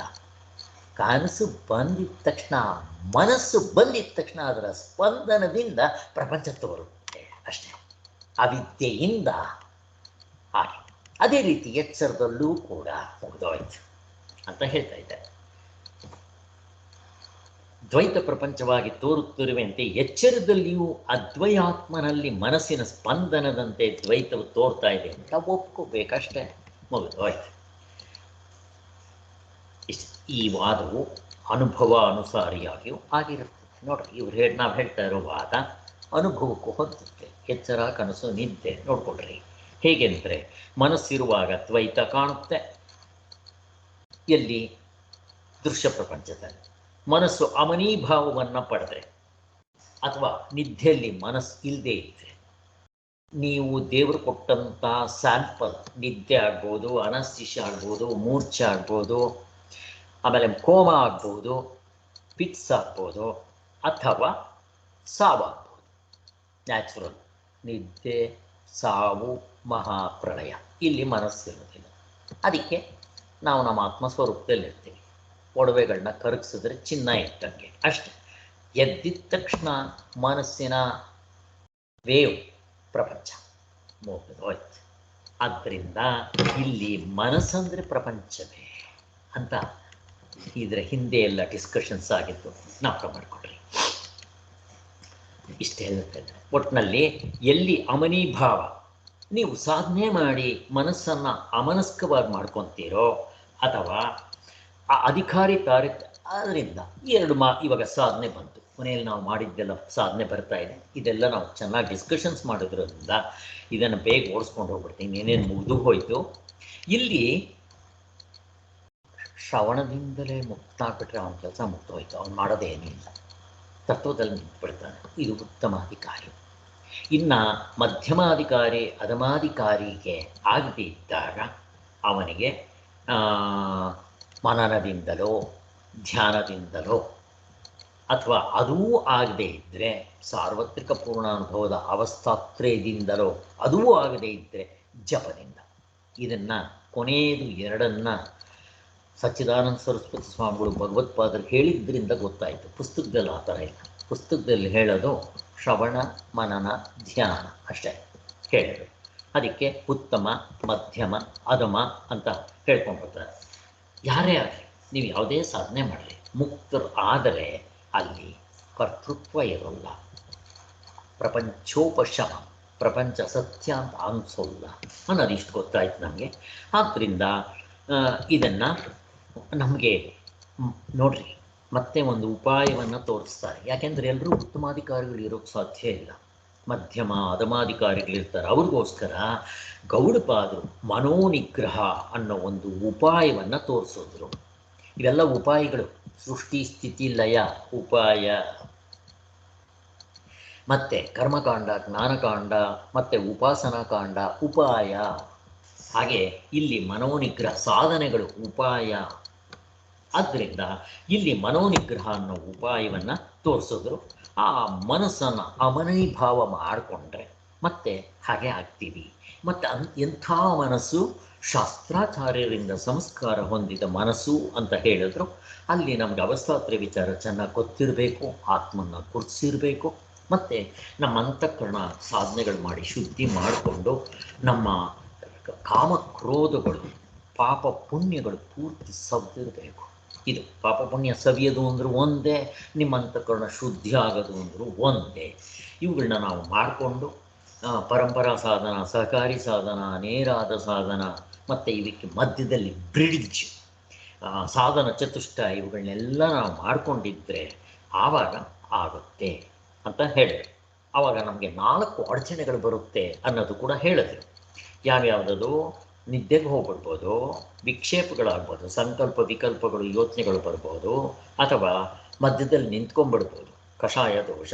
ಇಲ್ಲ, ಇನ್ನು ಮುಂದಕ್ಕೆ ಹೋದ್ಮೇಲೆ ಆನಂದದ ಗೌಲು ಹೊಡೆದಾಗ ನನಗೆ ಇದೇ ಆತ್ಮ ಅಂತ ನಾನು ಮೋಸ ಹೋಗ್ಬೋದು. ಆದ್ದರಿಂದ ನಾನು ಶ್ರೀರಂಗಪಟ್ಟಣಕ್ಕೆ ಹೋಗಿದ ತಕ್ಷಣ ಓಹೋ ಇದೇ ಮೈಸೂರು ಅಂತ ಅಂದ್ಕೊಂಡು ಅಲ್ಲೇ ನಿಂತ್ಕೊಂಡ್ಬಿಡ್ಬೋದು. ಅಲ್ಲ, ಅದರಿಂದ ಇನ್ನು ಮುಂದಕ್ಕೆ ಹೋಗಬೇಕಾಗಿದೆ. ಇದು ಸಾತ್ವಿಕವಾದ ಆನಂದ. ನಾನು ಸತ್ವವನ್ನೂ ಮೀರಬೇಕಾಗಿರೋದ್ರಿಂದ ಇನ್ನು ಮುಂದಕ್ಕೆ ಹೋಗಬೇಕು ಅಂತ. ಮತ್ತು ಇವುಗಳು ಆದಾಗ ಏನು ಮಾಡಬೇಕು? ಇಷ್ಟೆಲ್ಲ ನಾನು 4 ಅಡಚಣೆಗಳನ್ನ ಮೀರ್ಕೊಂಡು ಹೋದ್ಮೇಲೆ ಮತ್ತೆ ತಿರ್ಗಾ ಹಿಂದಕ್ಕೆ ಬಂದ್ಬಿಡ್ಬೋದು. ನನ್ನ ಮನಸ್ಸು ನಿದ್ದೆಗೆ ಹೋಗೋದ ಬಿಡ್ರಿ, ಸಂಕಲ್ಪ ವಿಕಲ್ಪಗಳು ಬರ್ಬೋದು. ಅವಾಗ ಏನು ಮಾಡ್ಕೋಬೇಕು? ಆ ಸೊಲ್ಯೂಷನ್ ಹೇಳಿದ್ರು, ಹೊರಗಡೆಯಿಂದ ಪುಷ್, ಒಳಗಡೆ ಪುಲ್. ಅನಾತ್ಮದ ಕಡೆ ಅಲ್ಲ, ನಿತ್ಯ ಅನಿತ್ಯ ವಸ್ತುಗಳು ವಿವೇಕ ಮಾಡಿಕೊಂಡು ಪ್ರಪಂಚದಲ್ಲಿ ಪ್ರತಿಯೊಂದು ಕೂಡ ಅನಿತ್ಯವೇ, ಬ್ರಹ್ಮಸತ್ಯ ಜಗತ್ತು ಮಿಥ್ಯ ಅಂತ ಮಾಡಿಕೊಂಡು ನಿತ್ಯ ಅನಿತ್ಯ ವಸ್ತುಗಳು ಮಾಡ್ಕೊಂಡಿದ್ದ ತಕ್ಷಣ ನನಗೆ ವೈರಾಗ್ಯ ಬರಬೇಕು. ಈ ವೈರಾಗ್ಯ ಬಂದರೆ ನಿಮ್ಮ ಮನಸ್ಸು ಸುಮ್ಮನೆ ಇರೋದು. ಜಪಕ್ಕೆ ಕೂತ್ಕೊಳ್ರಿ ಅಥವಾ ಧ್ಯಾನಕ್ಕೆ ಕೂತ್ಕೊಳ್ರಿ, ನಿಮ್ಮ ಮನಸ್ಸು ಸುಮ್ಮನೆ ಆಗಬೇಕಾದ್ರೆ ನಿಮಗೆ ಫಸ್ಟ್ ವೈರಾಗ್ಯ ಬಂದಿರಬೇಕು. ಫಸ್ಟ್ ಆಫ್ ಆಲ್ ವೈರಾಗ್ಯ ಬರಬೇಕಾದ್ರೆ ಫಸ್ಟ್ ನನಗೆ ಕನ್ಫರ್ಮ್ ಆಗಿರಬೇಕು. ಕನ್ಫರ್ಮ್ ಮಾಡ್ಕೊಂಡು ನಾನು ಸಾಧನೆ ಮಾಡಿರ್ಬೇಕು. ಏನು ಸುಮ್ಮನೆ ಬರೋದಿಲ್ಲ ಇದು.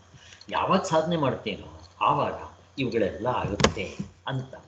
ಮತ್ತೆ ಈ 4 ನಾನು ಮೀರ್ಕೊಂಡು ಹೋದರೆ, ಭಗವತ್ಪಾದರು ಹೇಳ್ತಾ ಇದ್ರು, ನನಗೆ ಈ 4 ಅಡಚಣೆಗಳು ಧ್ಯಾನ ಮಾಡುವಾಗ ಯಾವುದು ಬರಲಿಲ್ಲ ಅಂತ ಹೇಳ್ತಾ ಇದ್ರು. ಇದು ಬರುತ್ತೆ, ನಮಗೆ ಬಂದರೂ ತಪ್ಪಿಲ್ಲ. ಇದನ್ನು ಏನು ಸೊಲ್ಯೂಷನ್ ಅಂತ ಕೂಡ ಹೇಳಿದ್ದಾರೆ. 4 ನಾನು ಮೀರ್ಕೊಂಡು ಹೋದ್ಮೇಲೆ ಮತ್ತೆ ನನ್ನ ಮನಸ್ಸು ಸಂಕಲ್ಪ ವಿಕಲ್ಪಕ್ಕೋ ಅಥವಾ ಈ ಅಷ್ಟಕ್ಕೂ ಹೋಗೋದಿಲ್ಲ, ಆನಂದಕ್ಕೋ ಅಥವಾ ಕೊನೆ 2 ಅಡಚಣೆಗಳಲ್ಲಿ ನಿಂತ್ಕೋಬೋದು, ಮತ್ತು ನಾನು ಮುಂದಕ್ಕೆ ಹೋಗ್ಬೋದು. ಆದ್ದರಿಂದ ಇದನ್ನು ಬಿಡದೇ ಸಾಧಿಸಬೇಕು ಅಂತ ಚಿಟಿಬಾ ಪಕ್ಷಿಗಳ ಎಕ್ಸಾಂಪಲ್ ಕೊಟ್ಟಿದ್ದನ್ನು ಜ್ಞಾಪಕ ಮಾಡ್ಕೋಬೇಕು. ಹೀಗೆ ಮಾಡ್ಕೊಂಡು ಹೋದರೆ ನಮಗೆ ಆತ್ಮತತ್ವದಲ್ಲಿ ನಿಲ್ತೀವಿ ಅಂತ ಹೇಳ್ತೀವಿ. ಮತ್ತು ಈ ಎಲ್ಲ ಪ್ರಕರಣಗಳಲ್ಲಿ ಹೇಳಿರುವಂಥ ಉಪಾಸನೆ ಮತ್ತು ಕರ್ಮಕಾಂಡದಲ್ಲಿ ಹೇಳಿರೋದು ಅಲ್ಲ, ವೇದಗಳು ಅಂತಂದಿದ ತಕ್ಷಣ ಅಲ್ಲೆಲ್ಲ ತೊಗೊಂಡ್ಬಿಡ್ಬೇಕು. ಏನೇನು ಹೇಳ್ತಾರೆ? ವೇದಗಳಲ್ಲಿ ಕರ್ಮಕಾಂಡ, ಉಪಾಸನಾಕಾಂಡ, ಜ್ಞಾನಕಾಂಡ ಇವೆಲ್ಲವೂ ಉಪಾಯವೇ. ಹೋಗ್ಲಿ, ಜ್ಞಾನಕಾಂಡದಿಂದ ಮೋಕ್ಷ ಆಗುತ್ತೆ ಸರಿ. ಜ್ಞಾನಕಾಂಡ ಕೊನೆಗೆ ನಿಮ್ಮ ಜೊತೆಲಿ ಬರುತ್ತಾ? ದೋಣಿನಲ್ಲಿ ಹೋಗ್ತೀರಾ, ನಿಮ್ಮ ದಡ ಮುಗಿಸಿದ ಮೇಲೆ ನಮ್ಮ ಮನೆವರೆಗೂ ಬಂದುಬಿಡುವಂಥ ದೋಣಿ ಹೇಳಿದ್ರೆ ಬರುತ್ತೇನೋ? ಬರೋದಿಲ್ಲ. ಮತ್ತು ಈ ಜ್ಞಾನ ಮಾಡ್ಕೊಂಡಿದ್ದ ತಕ್ಷಣ ನಿಮಗೆ ಮೋಕ್ಷ ಸಿಗುತ್ತೆ ಅಂದರೆ ಜ್ಞಾನದಿಂದ ಸಿಗುತ್ತೆ ಅಂತ ಆಗ್ಬಿಡುತ್ತೆ. ತಪ್ಪದು. ಮನಸ್ಸು ಬಿಡೋಷ್ಟು ನಿಮ್ಮ ಸಾಧನೆ ಆಗಬೇಕಷ್ಟೇ. ಆದ್ದರಿಂದ ಇವೆಲ್ಲವೂ ಕೂಡ ವ್ಯವಹಾರದ ದೃಷ್ಟಿಯಿಂದ ಹೇಳೋ ಉಪಾಯಗಳು. ಹೇಗೆ ಮನೋನಿಗ್ರಹ ಅನ್ನೋದೊಂದು ಉಪಾಯ, ಸೃಷ್ಟಿ ಸ್ಥಿತಿ ಲಯ ಅನ್ನೋದು ಉಪಾಯ, ಸಾಧನೆಗಳು ಉಪಾಯ, ಆಮೇಲೆ ಕರ್ತೃತಂತ್ರ ವಸ್ತುತಂತ್ರ ಉಪಾಯಗಳು. ಇವುಗಳಿಂದ ಮೋಕ್ಷ ಸಿಗೋದಿಲ್ಲ. ಉಪಾಯ ನಿಮ್ಮ ಮನಸ್ಸು ತನ್ನ ತನವನ್ನು ಬಿಡೋದಕ್ಕೆ ಉಪಾಯ, ಬಿಟ್ಟರೆ ಆತ್ಮನಾಗಿರ್ತೀರ. ಇಷ್ಟೇ ಅಂತ ಹೇಳಿದ್ರು. ಅದಕ್ಕೋಸ್ಕರ ಅಲ್ಲಿ ಏನಾಗಬೇಕು? ವೇದಗಳು ಅವೇದವಾಗಬೇಕು, ಜಪ ಅಜಪವಾಗಬೇಕು, ಮನಸ್ಸು ಅಮನಸ್ಸಾಗಬೇಕು, ಶರೀರ ಅಶರೀರವಾಗಬೇಕು, ಪ್ರಾಣಗಳು ಅಪ್ರಾಣವಾಗಬೇಕು. ಆಗುತ್ತೆ. ನಿದ್ದೆಯಲ್ಲಿದ್ದಾಗ ಇವೆಲ್ಲ ಆಗೇ ಇರುತ್ತೆ ನಮಗೆ. ನಿಷ್ಕ್ರಿಯ, ನಾವು ನಿದ್ದೆಯಲ್ಲಿದ್ದಾಗ ಏನು ಕೆಲಸ ಮಾಡ್ತೀವಿ? ಏನೇನೂ ಮಾಡಬೇಕಾಗಿಲ್ಲ. ಪ್ರಪಂಚೋಪಶಮ, ಪ್ರಪಂಚ ಇದ್ದರೆ ತಾನೆ ಅಲ್ಲಿ, ಪ್ರಪಂಚನೇ ಇಲ್ಲ. ಮನಸ್ಸಿದ್ರೆ ಪ್ರಪಂಚ, ಮನಸ್ಸಿಲ್ಲದೆ ಇದ್ದರೆ ಪ್ರಪಂಚ ಇಲ್ಲ. ಆದ್ದರಿಂದ ಇಲ್ಲಿಗೆ ಇಷ್ಟನ್ನು ಮುಗಿಸಿದ್ದೀವಿ. ಇಲ್ಲಿ ಒಂದನ್ನು ನಾನು ನಿಮ್ಗೆ ಹೇಳಬೇಕು ಅಂತ ಬಂದಿದ್ದೆ. ಆ ಪಾಯಿಂಟ್ ಎತ್ತಿ ನಾನು ಕ್ಲೋಸ್ ಮಾಡಿಬಿಡ್ತೀನಿ. ಯಾವುದದು ಪಾಯಿಂಟ್ ಅಂತಂದರೆ, ಈಗ ಫಾರ್ ಎಕ್ಸಾಂಪಲ್ ನಿಮಗೆ ನಿಜವಾಗ್ಲೂ ಸೃಷ್ಟಿ ಆಯಿತು ಅಂತ ಇಟ್ಕೊಳ್ರಿ. ಜಸ್ಟ್ ನಿಮ್ಮ ಮನಸ್ಸಿನಲ್ಲಿ ಕ್ವಶನ್ಸ್ ಬಿಟ್ಬಿಡ್ತೀನಿ. ಮತ್ತು ಅಲತಾ ಶಾಂತಿ ಪ್ರಕರಣ ನಾಳೆಯಿಂದ ಮಾಡ್ತೀನಿ. ಅಲ್ಲಿ ನಾನು ಪೂರ್ತಿ ಮಾಡೋಕ್ಕೆ ಹೋಗೋದಿಲ್ಲ. ಇಲ್ಲಿ ಈಗ ಉದಾಹರಣೆಗೆ, ಮೊಟ್ಟೆ ಫಸ್ಟಾ ಕೋಳಿ ಫಸ್ಟಾ? ಯೋಚನೆ ಮಾಡಿರಿ, ಉತ್ತರ ಸಿಗೋದಿಲ್ಲ. ಅದೇ ರೀತಿ ಬೀಜ ಫಸ್ಟಾ ಮರ ಫಸ್ಟಾ? ಉತ್ತರ ಸಿಗೋದಿಲ್ಲ. ಮನುಷ್ಯ ಹುಟ್ಟಿದ್ದಾನೆ, ತನ್ನ ತಂದೆ ತಾಯಿಗಳಿಂದ ಹುಟ್ಟ. ತನ್ನ ತಂದೆ ತಾಯಿಗಳು ಎಲ್ಲಿಂದ ಹುಟ್ಟಿದ್ರು? ಅವ್ರ ತಂದೆ ತಾಯಿಗಳಿಂದ. ಅವ್ರ ತಂದೆ ತಾಯಿಗಳು ಎಲ್ಲಿಂದ? ಅವ್ರ ತಂದೆ ತಾಯಿಗಳಿಂದ. ಇದಕ್ಕೆ ಅನವಸ್ಥಾ ದೋಷ ಬರುತ್ತೆ. ಕೊನೆಗೆ ಯಾರು ಹೇಳ್ರಿ? ಎಲ್ಲಿಂದ ಹೇಳ್ರಿ? ಅಲ್ಲಿಗೆ ಕೊನೆಗೆ ಎಲ್ಲಿಗೆ ತೊಗೊಂಡೋಗ್ತಾರೆ ಅಂದರೆ, ಆ ಮೊದಲನೇ ಮನುಷ್ಯ ಹುಟ್ಟಬೇಕಾದ್ರೆ, ಒಟ್ಟಿನಲ್ಲಿ ಮನುಷ್ಯ ಹುಟ್ಟಬೇಕಾದ್ರೆ ಕರ್ಮ ಥಿಯರಿಗೆ ತಗೊಂಡ್ಬರ್ತಾರೆ. ಕರ್ಮ ಥಿಯರಿ ಅಂದರೆ ಪ್ರಾರಬ್ಧ ಕರ್ಮ ಇರಬೇಕು. ಈಗ ನಿಮ್ಮ ಕರ್ಮ ಫಸ್ಟಾ ಶರೀರ ಫಸ್ಟಾ? ಹೇಳಬೇಕು. ಹೇಳೋಕ್ಕೆ ಬರೋದಿಲ್ಲ. ಈಗ ನೀವು ಕರ್ಮ ಮಾಡಬೇಕಾದ್ರೆ ಶರೀರ ಇರಬೇಕು. ಈಗ ಶರೀರ ಬಂದರೆ ಕರ್ಮ ಮಾಡ್ತೀವಿ ನೀವು. ಈಗ ಶರೀರನೇ ಬಂದಿಲ್ಲ, ನಿಮ್ಮ ಕರ್ಮ ಎಲ್ಲಿ ಕೆಲಸ ಮಾಡುತ್ತೆ? ಫಸ್ಟ್ ಶರೀರ ಅಂತ ಅನ್ರಿ. ಶರೀರ ಅಂತಂದಿದ ತಕ್ಷಣ ಶರೀರ ಬರೋದಕ್ಕೆ ಕರ್ಮನೇ ಮಾಡಿಲ್ವಲ್ಲ. ಓ ಇಲ್ಲ ಸ್ವಾಮಿ, ಫಸ್ಟು ಕರ್ಮ, ಶರೀರ ಬರದೆ ಕರ್ಮ ಹೇಗೆ ಮಾಡ್ತೀರಪ್ಪ? ನೋಡ್ರಿ ಪ್ರಶ್ನೆ ನೋಡಿ ಎಷ್ಟು ಚೆನ್ನಾಗಿದೆ. ನೀವು ಸೃಷ್ಟಿ ಅಂತ ಮಾಡ್ರಿ, ತೋರಿಸಿ ನೋಡೋಣ. ಹೊಂದೋದಿಲ್ಲ, ಇಲ್ಲೇ ನಮಗೆ ಲಾಜಿಕ್ ಸಿಗೋದಿಲ್ಲ, ಹೊಡೆದಾಕ್ಬಿಡ್ತಾರೆ. ಇದನ್ನು ಮನಸ್ಸನ್ನ ಚೆನ್ನಾಗಿ ಮೆಲುಕು ಹಾಕಿ, ಯಾವ ಕಾರಣದಿಂದಲೂ ಸೃಷ್ಟಿ ಆಗಿದೆ ಅಂದರೆ ಹೊಂದೋದಿಲ್ಲ. ಅದಕ್ಕೋಸ್ಕರನೇ ಮತ್ತೆ ಇಲ್ಲೆಲ್ಲ ಕಥೆಗಳು ಹೇಳ್ತೀವಿ. ಬ್ರಹ್ಮನು ಬಂದು ಸೃಷ್ಟಿ ಮಾಡಿಬಿಟ್ಟ ಅಂತ. ಇವೆಲ್ಲ ನಮಗೆ ಉಪಾಯಗಳು, ಚೆನ್ನಾಗಿ ಅರ್ಥ ಮಾಡಿಕೊಡ್ರಿ. ಆದ್ದರಿಂದ ಇರೋದು ಒಂದೇ, ಎಲ್ಲಿಂದ ಹುಟ್ಟುತ್ತೆ ಅವೆಲ್ಲ ಏನಿಲ್ಲ.